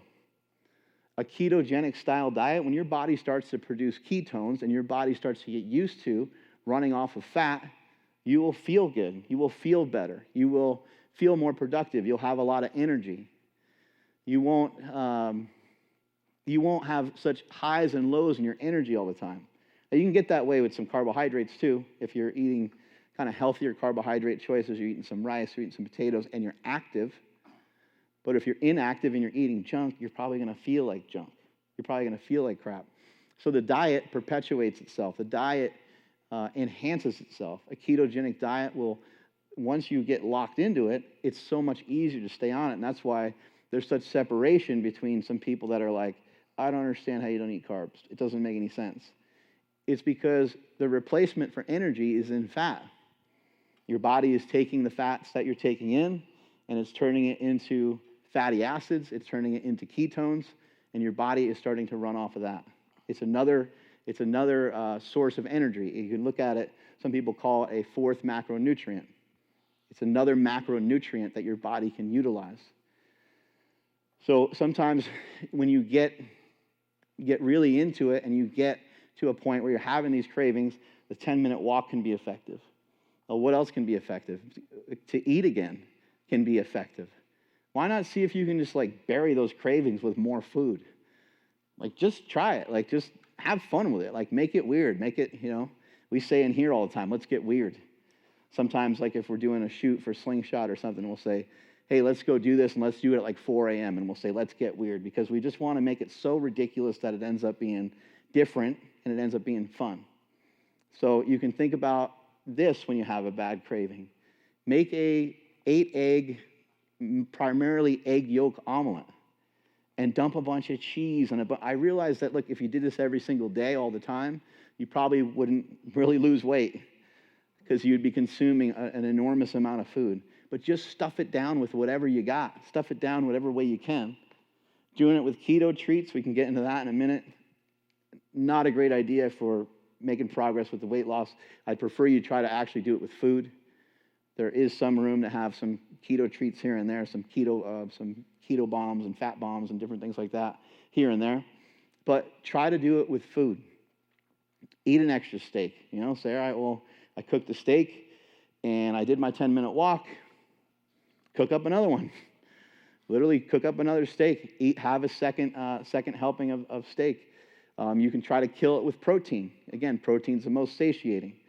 Something that I do pretty often is I have hard-boiled eggs. I smash them up. I throw some seasoning on them. I throw some olive oil on them, and I'll eat like 4 hard-boiled eggs. I'll sit there, and I'll be like, I want to eat again. I'll get up. I'll eat another 4 eggs. I've done it. I've had a bunch of trips to the fridge where I ended up eating 12 of them.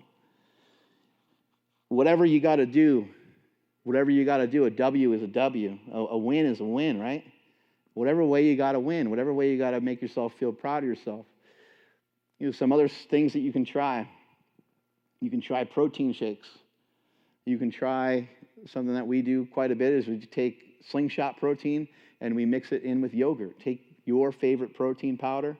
The Slingshot protein isn't working good because it's a hydrolyzed whey protein. It mixes into stuff really well. I mix it into plain full-fat yogurt, and it tastes awesome. It is not the same as having a shake from In-N-Out, but it is good. It will help with your sweet tooth. Get creative. Learn how to cook. You don't know how to cook. You got no idea what's going on. You're not sure how to do any of this stuff. Go check out ruled.me. Ruled.me. Tons of information on there. Check out a book from Maria Emmerich. A lot of keto recipes. There's a carnivore. There's a carnivore cookbook for cool dudes. There's another book that's out there. There's a lot of information out there that can help you. Even just a standard barbecue a book on how to cook meat would lead you to a lot of this stuff. These guys, Piedmontese, they provide you with some cooking instructions and information on how to prepare the meat. We look forward to our meals every day. We look forward to our meals all the time. But part of the reason that we're able to do that is not because we're so crazy about steak necessarily, although we do enjoy it. We do it through two means. Number one is we do it through fasting. If you are not hungry for the food that you know that you're supposed to eat, then try just not to eat until you are hungry for it. You ever have somebody say, "Oh man, I hate drinking water. I can't." Like, dude, no. Like, all I do is drink Monsters and coffee. I don't drink any water. Just don't drink water for 3 days, and you'll be dying for a glass of water. It'll be the greatest thing you've ever had in your life. So if you're not hungry for some of these foods, one way to be hungry for them, to be hungry, to stay on your diet, is through some fasting. And another way to do it, another way to look forward to every meal every single time, actually, I guess there's 3 ways now I think about it. Number 2 is to learn how to cook. Learn how to prepare these meals better.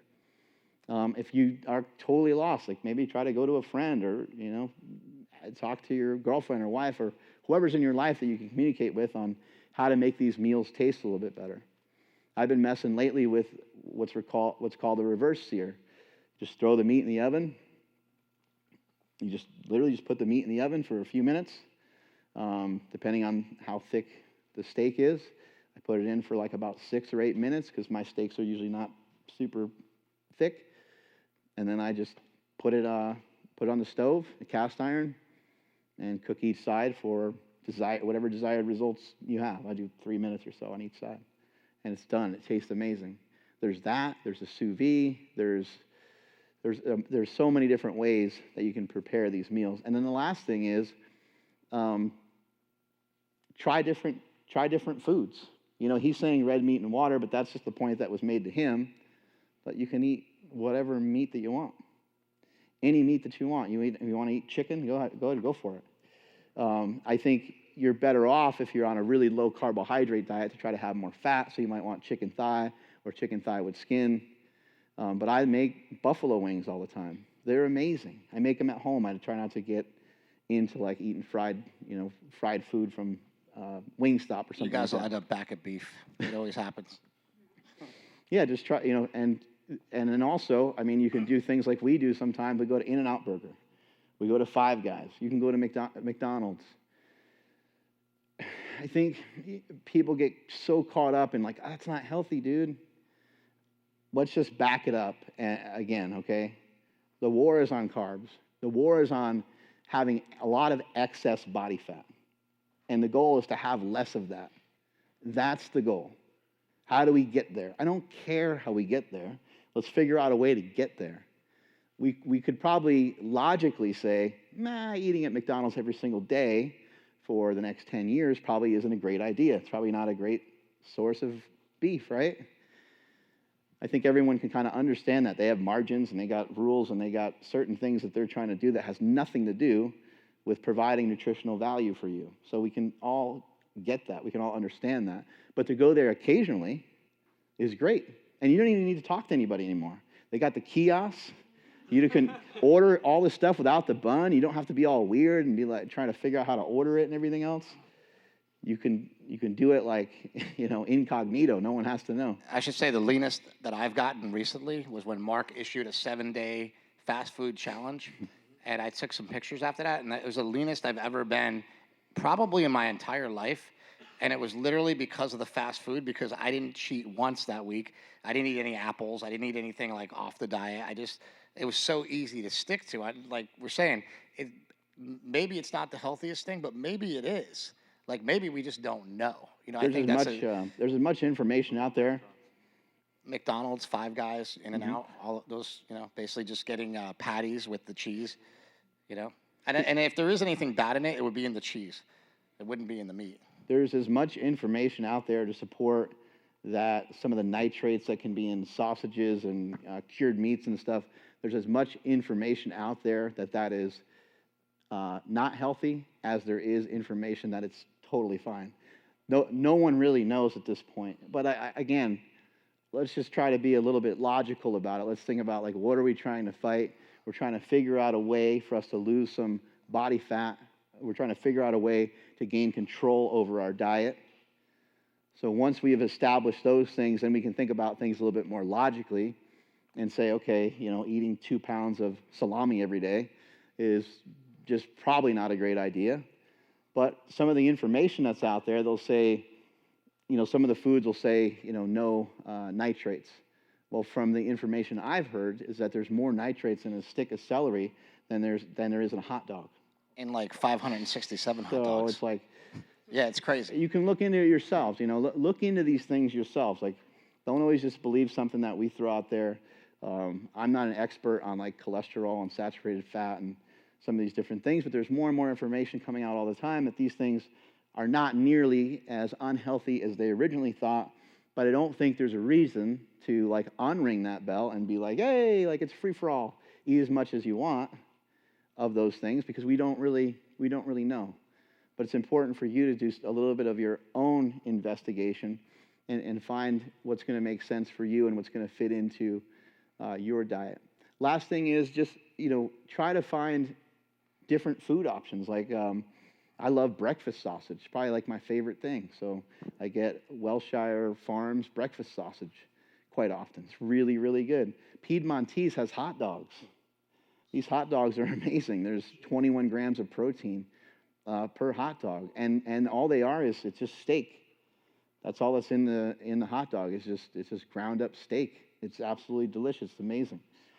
There's so many options. I eat Polish sausage all the time with cabbage on it.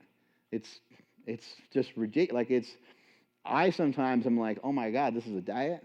Like I get to do this. I get I have the honors of like devouring all this food. This is ridiculous. So make it ridiculous for yourself. Try to figure out, what are some.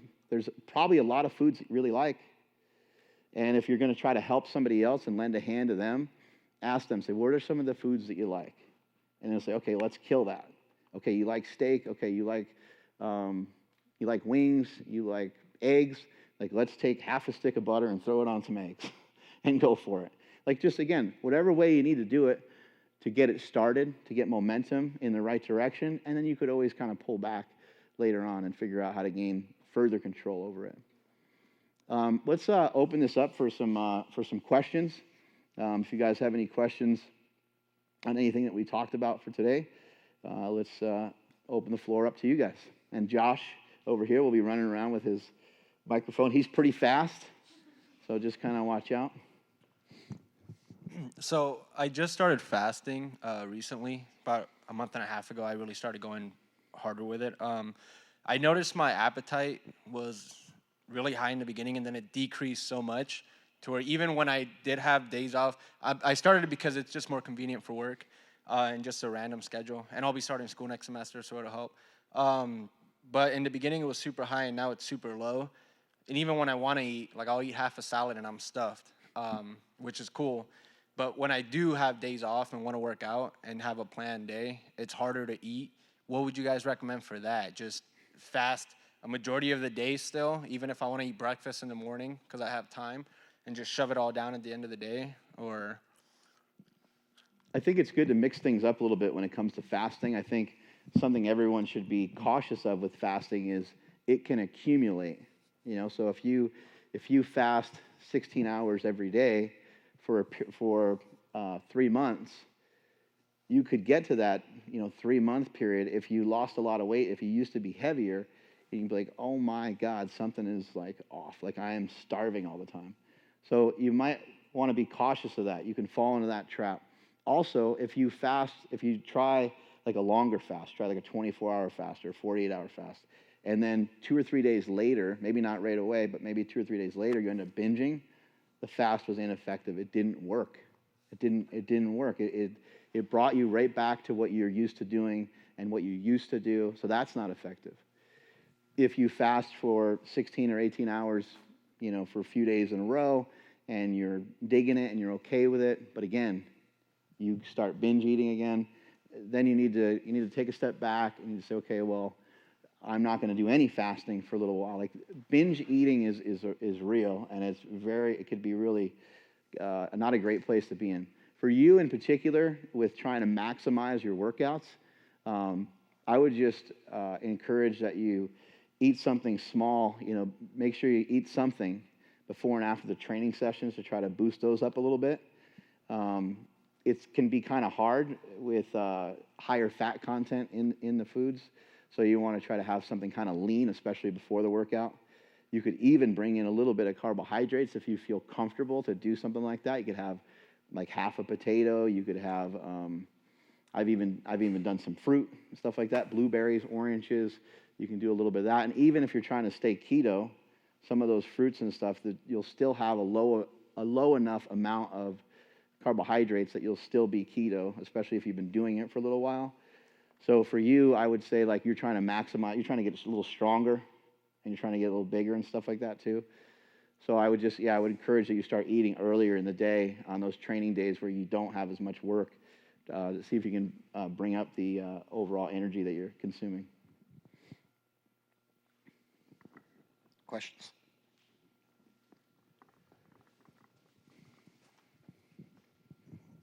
Hi. Besides salt, do you deal with electrolytes in any way? I always hear like when you're keto or carnivore, it crashes your electrolytes, and that can be bad. Sure. I think in the beginning, that might be an issue that you might run into. I've been on a carnivore diet long enough where if I don't take any electrolytes at all, I'll be totally fine usually. If I work out really hard, I might cramp up if I don't get my salt up enough and stuff like that. But I really feel like you do get enough electrolytes from meat. However, if you are having problems like just supplementing with a simple electrolyte supplement, I even think in the beginning, you're just starting out, correct? So if you're just starting out, you might want to get something like Element, which is LMNT.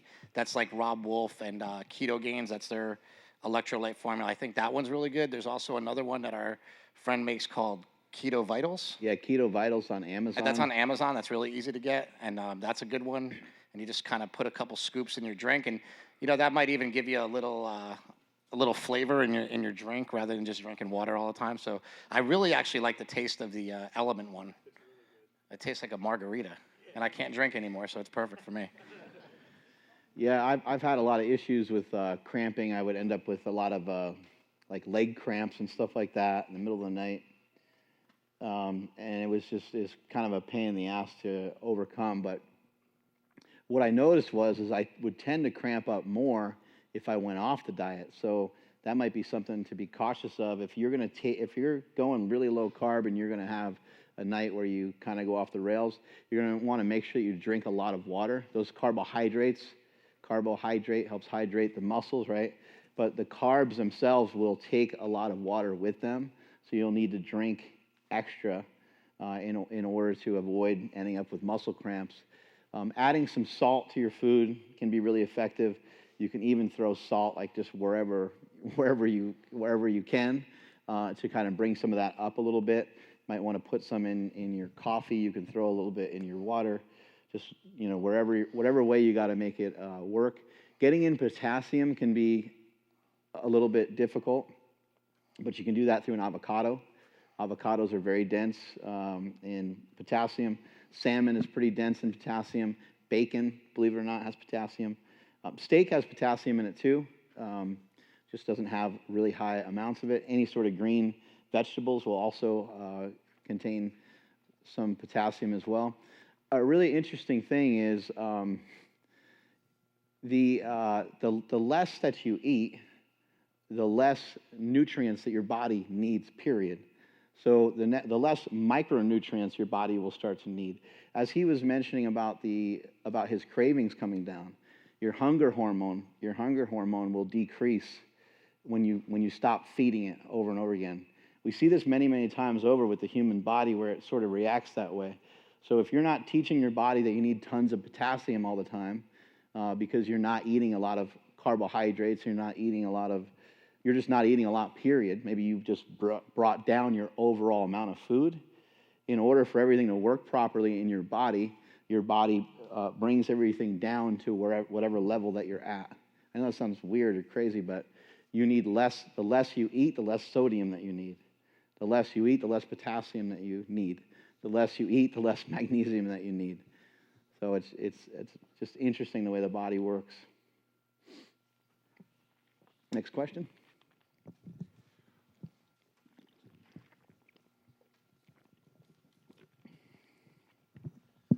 Hi, Mark. Hi, Chris. I'm Jariah. Thanks for having us today. So I guess my question would be, right now I'm kind of a stuck fat guy myself. I've gone from, with Carnivore, I've gone from like 296 down to like 248, and then now I'm sitting back at 280 right now. So what I kind of find my issue is I'll start to get fat because I want to get strong, because I like to call myself a power lifter, right? And then I'll go like, man, I look like shit when I look in the mirror after I get out of the shower, and then I'll go the opposite direction. I'll be like, I got to lose some weight. So I guess my question would be, you're the perfect person to ask this. Can I bench 500 pounds if I'm on the carnivore diet and look good at the same time? Or do we need to kind of focus, like Chris was saying, more towards what you might need to reach a goal like that? Yeah. That's one of those, you can't ride two horses with one ass type deal, right? You're really trying to think about it. You're like, maybe I could figure it out. Yeah. Yeah. Shit, man. I think that you would have to work towards one goal at a time. What will it bring you? What will it do for you? It doesn't have to necessarily do much for you other than to make you happy, make you feel good. Like, that's a great reason. Like, that it's just my goal. I just want to do it. And if you're, currently benching 475 or something and you're close, you should probably just go for it. I would just say, try to pursue it in whatever healthiest way that you can. Maybe you would look into doing like the vertical diet for a while. If you're going to do the vertical diet, the way that you can manage, gaining fat and trying to be lean and strong at the same time is you can bring down the fat calories a little bit, and you can keep the carbs, But you don't need a ton of carbs to be strong. That's one thing I should really point out. That was a big part of my question, was like, how many carbs do I need to get the most out of my performance while still trying to keep them low? Yeah, you should be able to like weigh what you weigh now. And you should be able to pursue the goal to bench 500. You should be able to bench 500 pounds at the current weight that you're at without any problems. It just might take a little bit of time, and you might have the sacrifice that you might have to make is that you're not losing weight, because it doesn't make sense. It doesn't make sense to try to lose weight and get stronger at the same time. The only times it happens is when somebody's coming from being really heavy and they're kind of untrained. We'll see huge increases in how strong they get. But if you're already kind of a trained guy or trained power lifter, it's kind of hard to do both. So I would just, go after that goal to bench to 500 pounds, keep the protein high. About 200 grams of carbs a day should be enough. And if it doesn't feel like it's enough, you can toggle that a little bit. And I would say, probably about 100 grams of fat a day. I personally have never been a person to count anything. I don't count calories. I never. When I was in my powerlifting career, I didn't have any, programming is new to me. When people started talking about they do programming, I was like, what does that mean? They're sitting down at a computer or something? What are they doing? Why is everybody talking about programming? I never followed a program. I would just go in there and lift. But I also have been around for a long time, and I've learned, what amount of food works for me. I learned what amount of training has worked for me. I would learn how it would feel.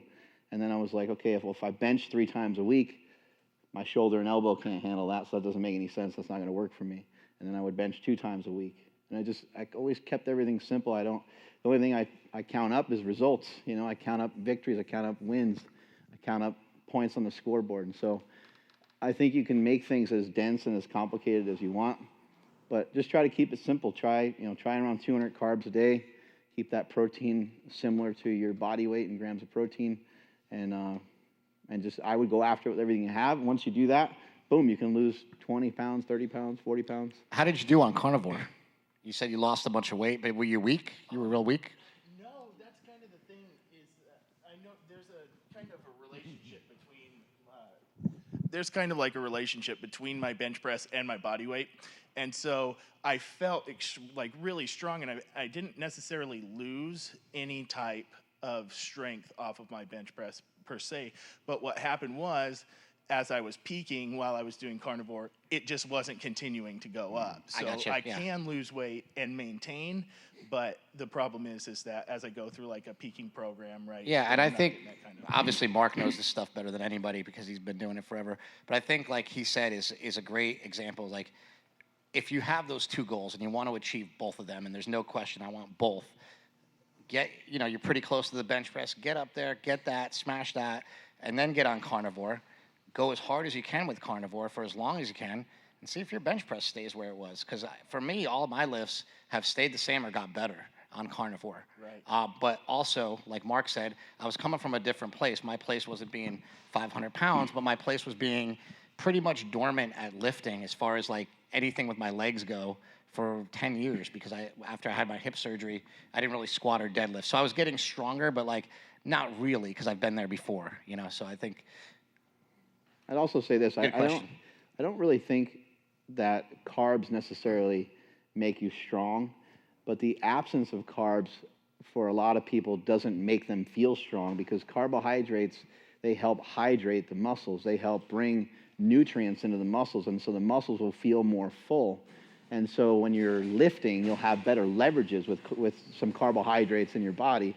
That's why before a lot of my training sessions, I used to eat what I called a bench bagel, or bench bagels, I should say, is because I just needed salt and carbohydrates in my body. Like, did they actually make me stronger? No, they just kind of made me a little heavier for that particular training session. Helped me to retain water, which you kind of want as a powerlifter. You want to be a little bit puffy. I would actually I would literally feel myself getting probably fatter more so than anything, but I thought I was feeling myself get stronger. I was like, oh my God, I'm going to be able to lift a truck today. So I would say that it's also, the carbohydrates are also not, the main thing that when somebody is talking about like they lost strength because they went on a diet, I think what ends up being like unclear to people, or where people are confused, is they think that the diet made them weaker.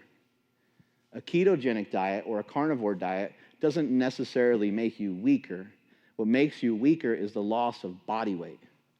When you start to lose a bunch of body weight, you will start to, the entire way that you lift.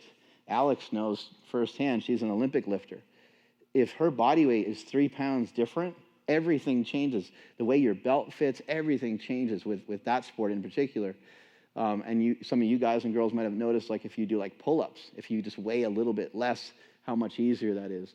The relationship to your body weight and the actual lift itself is huge. And if you're looking to get strong, usually the fastest way to get strong, unfortunately, is to pack on whatever weight that you can pack on. But I'd also say you can stay about where you're at. You can probably start to look a little bit leaner with the correct nutrients running through your body and get stronger at the same time. But trying to lose weight and get stronger doesn't really work great. Next question. Questions?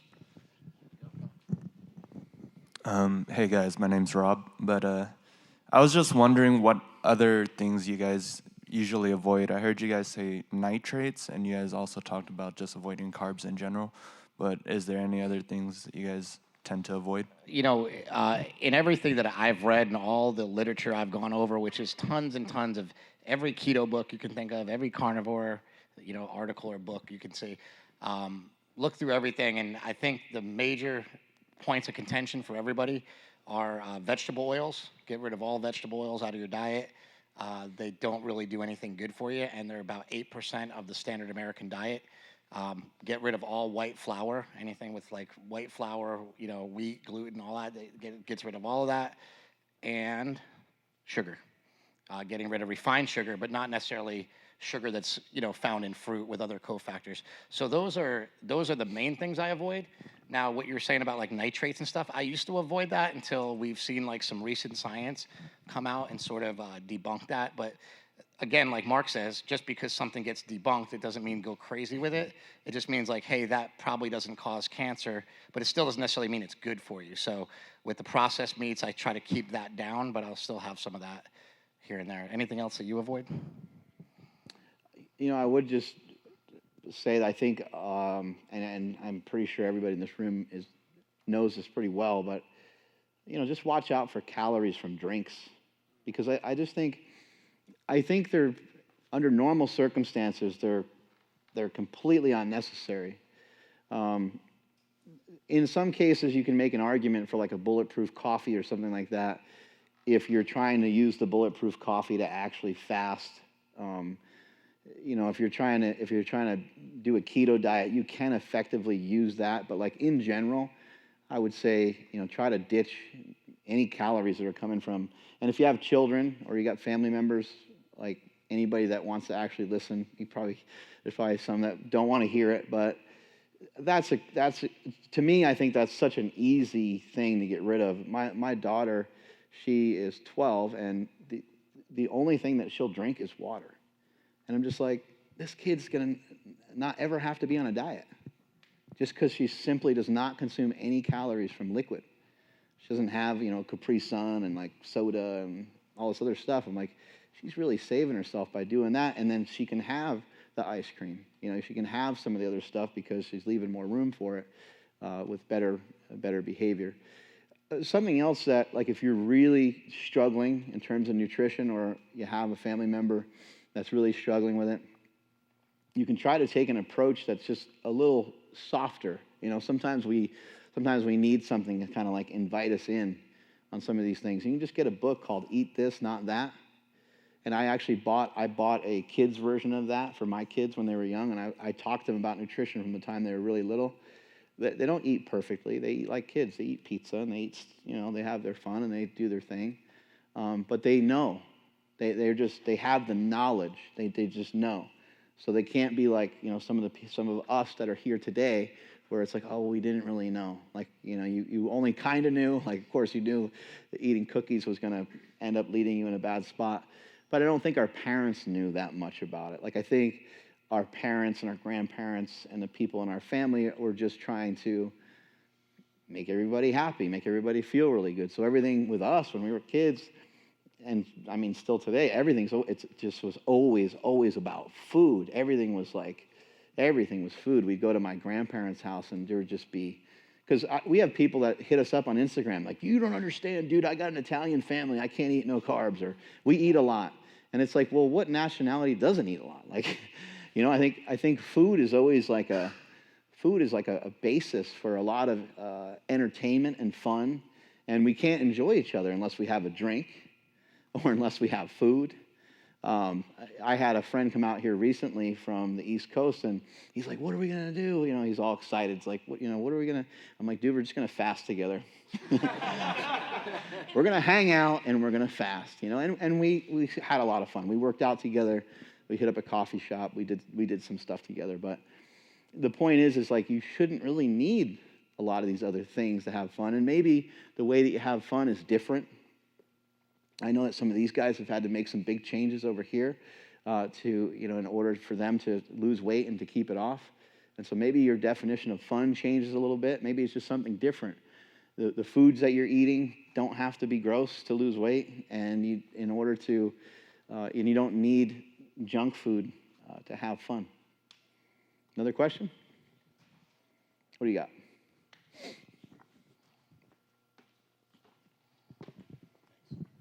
First, I want to say thanks, guys. It was great today. Thanks for the content you put out. Appreciate it. I just happened to be listening to a podcast that dropped on age is nothing but a number.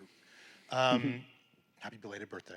Thank you. So, as a member of the 40-plus crowd, how do you find that the carnivore, keto, affects you, anything special you do when you get older, and not just nutrition, but also working out. I know, like, I heard you recently talk about doing like a Mentor-style HIIT program, and I see Mark doing sled work, and I'm trying to figure out if there's anything special you guys recommend for anyone as we get older.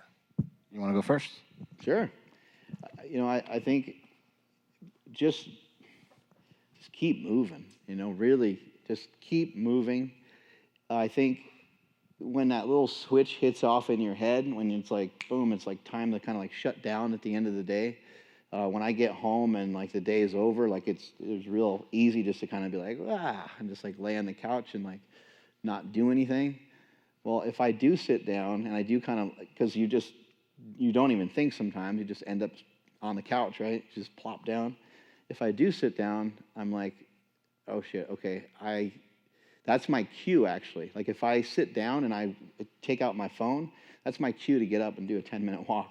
Because I'm like, if I sit here for more than like 2 minutes or 3 minutes, I'm done. I'm gonna be sitting right here for a while, probably gonna turn on the TV and I'm not gonna do shit. I'm gonna be lazy. And so, try to avoid those traps, try to make sure you keep moving, try to move as much as you can. If you're at work and there's some ability to get out of the building and go for a walk, I encourage you to do that. Try to just, whatever way that you can, keep moving.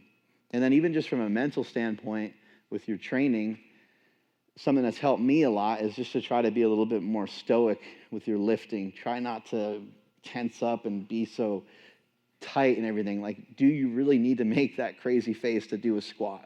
Do you really need to make that crazy face to do like a shoulder press?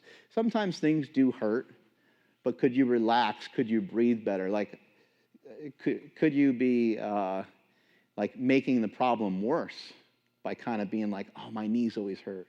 Well, of course your knees always hurt because you have the conversation with yourself that your knees are going to hurt every time you squat because they do annoy you, they do aggravate you, they are maybe inflamed. But one way to get around it is to figure out how can I still do my leg training with my legs, or my knees hurting less. How do I end up with good positive feedback so they don't make those faces, so it doesn't feel so hard? And one way to do it is right when you get in the gym, try to figure out a good way to get in a good warm-up, get a lot of blood into your body, get the temperature up a little bit, but maybe throw on some knee sleeves right when you walk in the gym. Or maybe like even before you pick up a weight, like start out with like a belt on and some knee sleeves, and you can start your workout that way. So that way when you do your first set, even if it's with the bar, there's no negative feedback loop telling you like, oh dude, your knees hurt, you're getting old, like this is not a good idea. So those are some of the things that have really helped me a lot. And then the diet just from a health standpoint, obviously it's going to improve everything, make everything a little bit better. Losing weight helps you, helps in terms of just having more energy.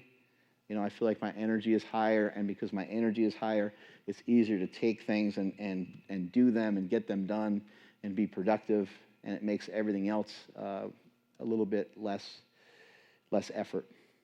I would also just say to work through everything. When I first started on the carnivore diet, I couldn't do deadlifts at all.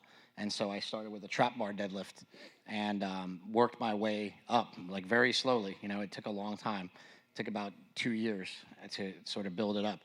And if you just keep working around the issues rather than like totally avoiding it, I think you'll end up getting to a place where you want to be and where you feel good. It'll also just help you feel good, you do things like a trap bar deadlift's not as hard as a regular deadlift. So sometimes you have a little bit more energy to go in and do it. You can lift a little bit, you can go a little bit heavier. So I think like utilizing some things like that, some of the special bars that Mark and I use, like the Duffalo bar, the curved like squat bar. The reason we use that is because I have a torn rotator cuff also, so I can't get my shoulder out there. So there's all sorts of different equipment and different things if you're injured, if you're hurt, to make things like a little bit easier. Even like, for example, the slingshot is an amazing tool.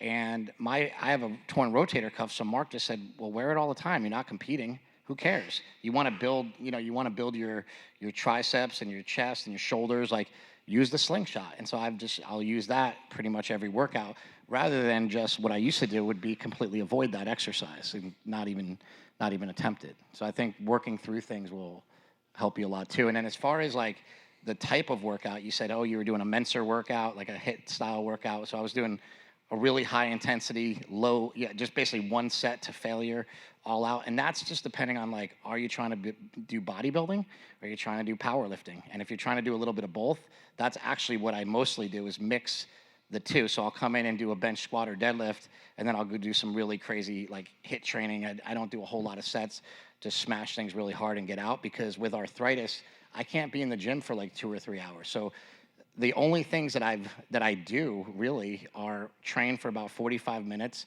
and the 10-minute walks. No cardio, nothing else in the diet. So I think that's like another pitch to people is like, I used to do cardio every day for an hour and then go work out for an hour, and I would just be drained all the time, and I was fat, you know? And this way I'm not fat and I can get through it all easily. Another question?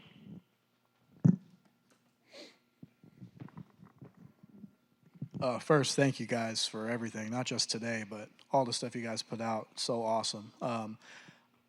I've ran into a little bit of a problem. So I started keto about 18 months ago, and I've recently transitioned into carnivore.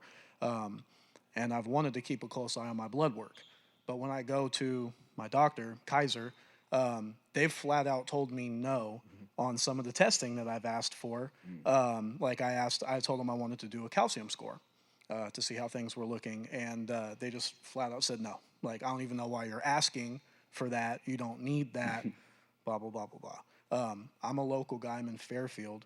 Do you guys know of any resources locally that I can take advantage of to try to get more blood work and results and try to find out how things are going for me inside? I'm looking and feeling great, but I do like to see stuff on paper just so I can monitor that progress. Absolutely. I think people like Stan Efferding that we're friends with, you know, he's really good at actually reading the blood work also. You can contact Stan and he'll charge you for it, but he'll do it. He'll read it for you. Yeah. But like no problem. So what I would do is I would go to privatemdlabs.com.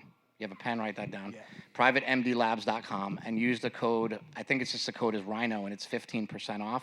And if you do it through that, you can just get your blood work through that without having a doctor have to order it. And what Stan says to order is the male hormone panel, male hormone athlete panel is what you order, and a vitamin D hydroxy test, which is that's going to tell you your vitamin D level. What is it? Male athlete hormone test is what it is. They'll give you like several different choices, like when you go on Private MD Labs. But it's a really interesting thing because you used to have to go to a doctor and show that you had some reason that you had to get your testosterone checked or whatever. You had to have some reason, right? And then with Private MD Labs, you don't have to have a reason. Now the calcium score, I'm not sure of because that's like an ultrasound on your neck usually, right? Yeah. So Dr. Baker, I contacted him, and he said I know he's busy, so he didn't have a whole lot of time to reply, but he said you don't need a doctor to get a calcium score test, and that's kind of where he left off. Yeah, I just don't know where to get one around here. Yeah, me either. I also know there's a lot of resources at UC Davis. Okay. And they do stuff like where the students, like you can get like a DEXA scan at UC Davis. I'm sure you can probably get a CAC test, but I'm not positive. We can look into it. You can also just try to, do it without your insurance. I think a calcium score, from what I remember, it's very inexpensive. I want to say it's like $75 or like $100. Like it's really not that crazy, especially for the knowledge that it gives you. So yeah. From what I remember, I think it's pretty inexpensive. Do you know of a location that'll do it? No, I don't know. Okay, I'll look into it. Thank you so much. What do you got in the back there? Do you guys think in your 30s or 40s, does your T level make much of a difference? I know I got checked from some guy in Folsom, and I was super low, but he kept trying to make me push into a vegan diet, and I got weirded out by the guy. And so I stopped going. But do you think that's important as you get, in the 40-plus crowd? It's not as important as everybody thinks it is, but it is important. So, for example, if you look at, and I think it's contextual too. Like I don't think we know as much about it as we would like. For example, Dr. Baker, who is 6'5" and jacked, and the only person that can swing that 250-pound kettlebell or whatever it is. He's. Shit, I forgot what I was going to say. Yeah, his testosterone levels have been routinely been I think pretty it's low. 228 or something like that. Yeah. Like it's really low, right?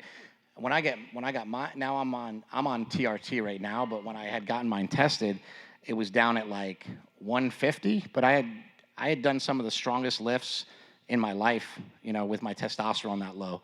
So I'm not sure how much it correlates, like how much it's necessary to be high. But I do think if you get it checked and it's low and you can afford it, you go to your doctor and you get him to put you. Well, how old are you? 40, almost 45. Yeah, so you should definitely get it checked, and if it's low, then they should put you on some sort of like testosterone replacement. Yeah. Oh, of a place to go? We sell testosterone right here at SuperTraining.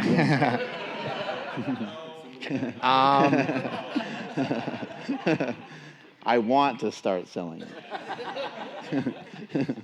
Yeah. Well, you know, I'd have to ask around, but I know you from Instagram and stuff, so I can help you out. We'll try to figure it out. Yeah, I think, in terms of like the hormone levels and the different things going on inside your body, nothing is more important than getting the nutrition correct. So whenever I just try to think about like, what are we trying to fight? Like, we're not trying to fight against whether an apple is bad for you. We're not trying to fight whether spinach is going to like cause inflammation. Like, that's not where I'm just always trying to think, how do I assist people to get headed in the right direction? There is, massive problems with having like low testosterone levels. Can really be unmotivating, and it can be hard to take steps in the right direction. But I think something that would help it immediately would be trying to figure out ways to take some action towards getting in some walks, trying to figure out how to get into the gym. I think that some of these things will automatically help. And then also I think that if you have a good nutrition plan for a period of time and you're making good progress, I think that a lot of that stuff will clean itself up too. So I don't think, sometimes people ask us about cortisol and estrogen, and it's like, yeah, it's not great to have those being high, but it would be more effective rather than really being too overly concerned about them. Try to figure out how you can, better stay on your diet. As he was pointing out, he was doing a lot of cardio, and he was still heavy. And the reason I think is just because he couldn't stay on his diet. So trying to figure out how do we put together a shit ton of good days. Got time for maybe about 2 more questions? One more question? Have any serious questions? So you mean that the funny faces don't give you an extra 5% power like stripes on a race car? They can. Okay.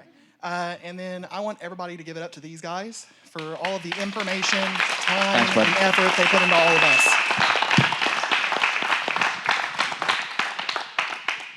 And you did carnivore, correct? Mostly, yes, sir. I supplement with a little fruits and occasional veggies here and there. Wife is a 20-year vegetarian, and daughter is an incredibly picky eater. So going straight carnivore is next to impossible for me. But that is the primary basis of my diet, is ground beef with one side of veg per meal. There you go. Making it work, though, in your situation, which is fine. And I don't think that one vegetable in a meal is going to be what is your downfall. Your downfall is going to be the ice cream on the weekends or whatever, if that comes in. One more? Come on, someone's got a good question. What are your thoughts on blood flow restriction training?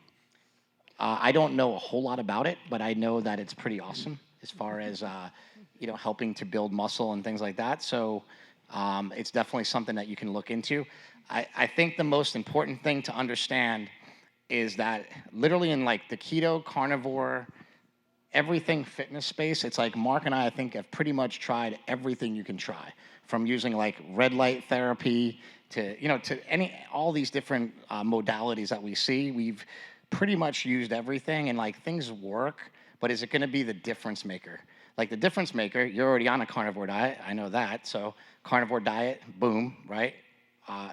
If you're out doing your like walks or getting some sort of like movement in cardio wise, there's that, and basically getting enough sleep and enough sunlight. And those things are like, those are the really important things. And then some like occlusion training could really help to build more muscle. And it also depends on like, what are your actual goals? Like, are you trying to get, bigger and more muscular, or are you trying to get like leaner and shapelier because, that might not be the thing that you're looking for. So, but I think it's pretty A good. little more muscle, like definition and more of the pump, but yeah, I just I would learned more about it say, recently. I would say that unless you're a veteran of lifting weights and been doing it for 10 years plus, that you should just stick to just regular lifting, because I think it's a little confusing and it could be dangerous for some people. So I think like unless you're, really into it, then it's something that's like, it's okay. I mean, if you want to find more information on it, a great place to find more information is Dr. Mercola. I believe he wrote a whole book on it. But then again, just like every keto and carnivore expert, he's not that jacked, so who knows if he knows what the fuck he's talking about. That's the big problem with a lot of this stuff is like we have all these people and they write all these books and they tell us all these things, and they tell us that we're wrong about what we say on Instagram or Twitter, or we shouldn't launch a war on carbs. Most of them don't look good. And that, to me, if you're gonna be spewing about nutrition, you better be able to back it up. Yeah. Awesome. Thank you guys so much. We will be hanging around here for a few minutes if people want pictures, ask questions, whatever it is that you guys want or need. I just wanted to point out a couple things before we close out. Our buddy Hadi over here, if he could come up here. 190 pounds of weight loss. He lost an entire person.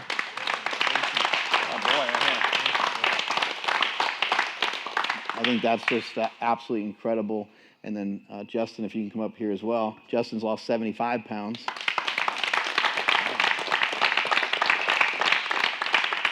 And then I'm not as familiar with your story, but would you mind coming up and sharing? Oh, absolutely. This guy right here, man. Mind giving him the microphone? Tell us your story.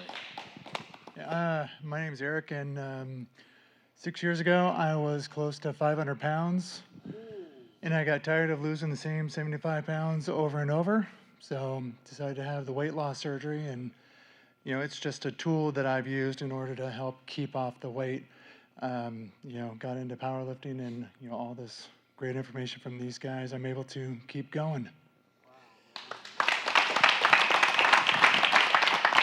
And this guy's pretty incredible too, because we had no idea that he ever weighed 500 pounds. The same with Hadi. They did it in silence. So what I really find interesting is that he was following us the whole time, but he didn't walk through the door until he was ready. And I think that's really cool, man. That gives me goosebumps even just saying it. He waited until he was ready to go.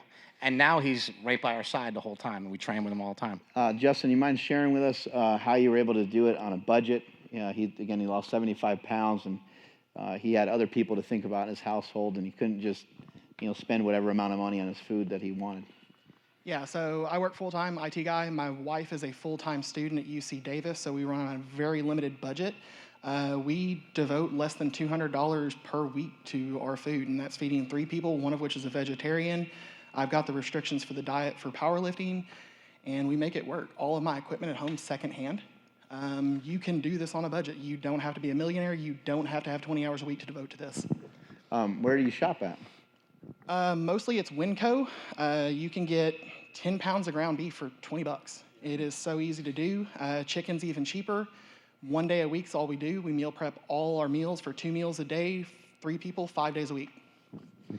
Cool. Hadi, you mind sharing with us where the first place it was that you went to? Because I think that this is, I love this part of his story because it's just so basic.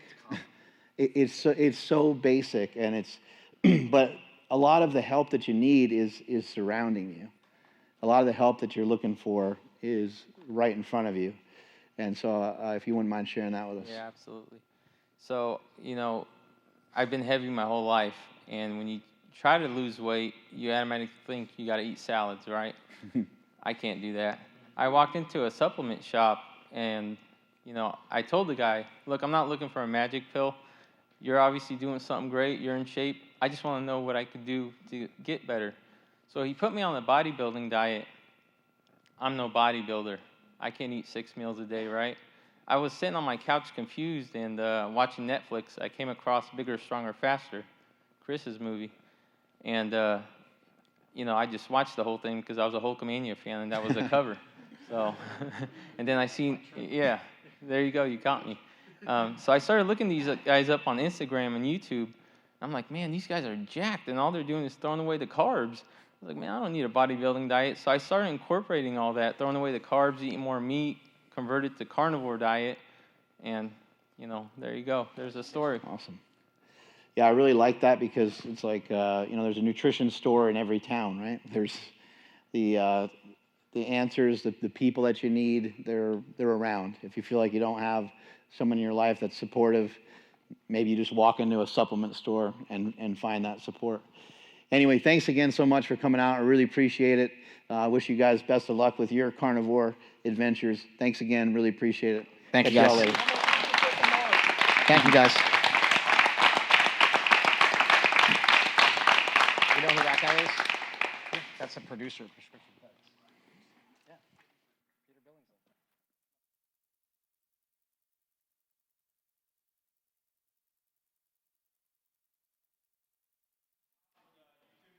Billingsley. Yeah. You want me to yell at somebody? Yell at the screen? Yeah. Thanks. Thank you. Thanks, bud. Thanks everybody for watching. Thanks for playing along. Ketogenic diet, carnivore diet, something I'm really passionate about. Hopefully you found this seminar useful. Hopefully you got some answers on how you can get started.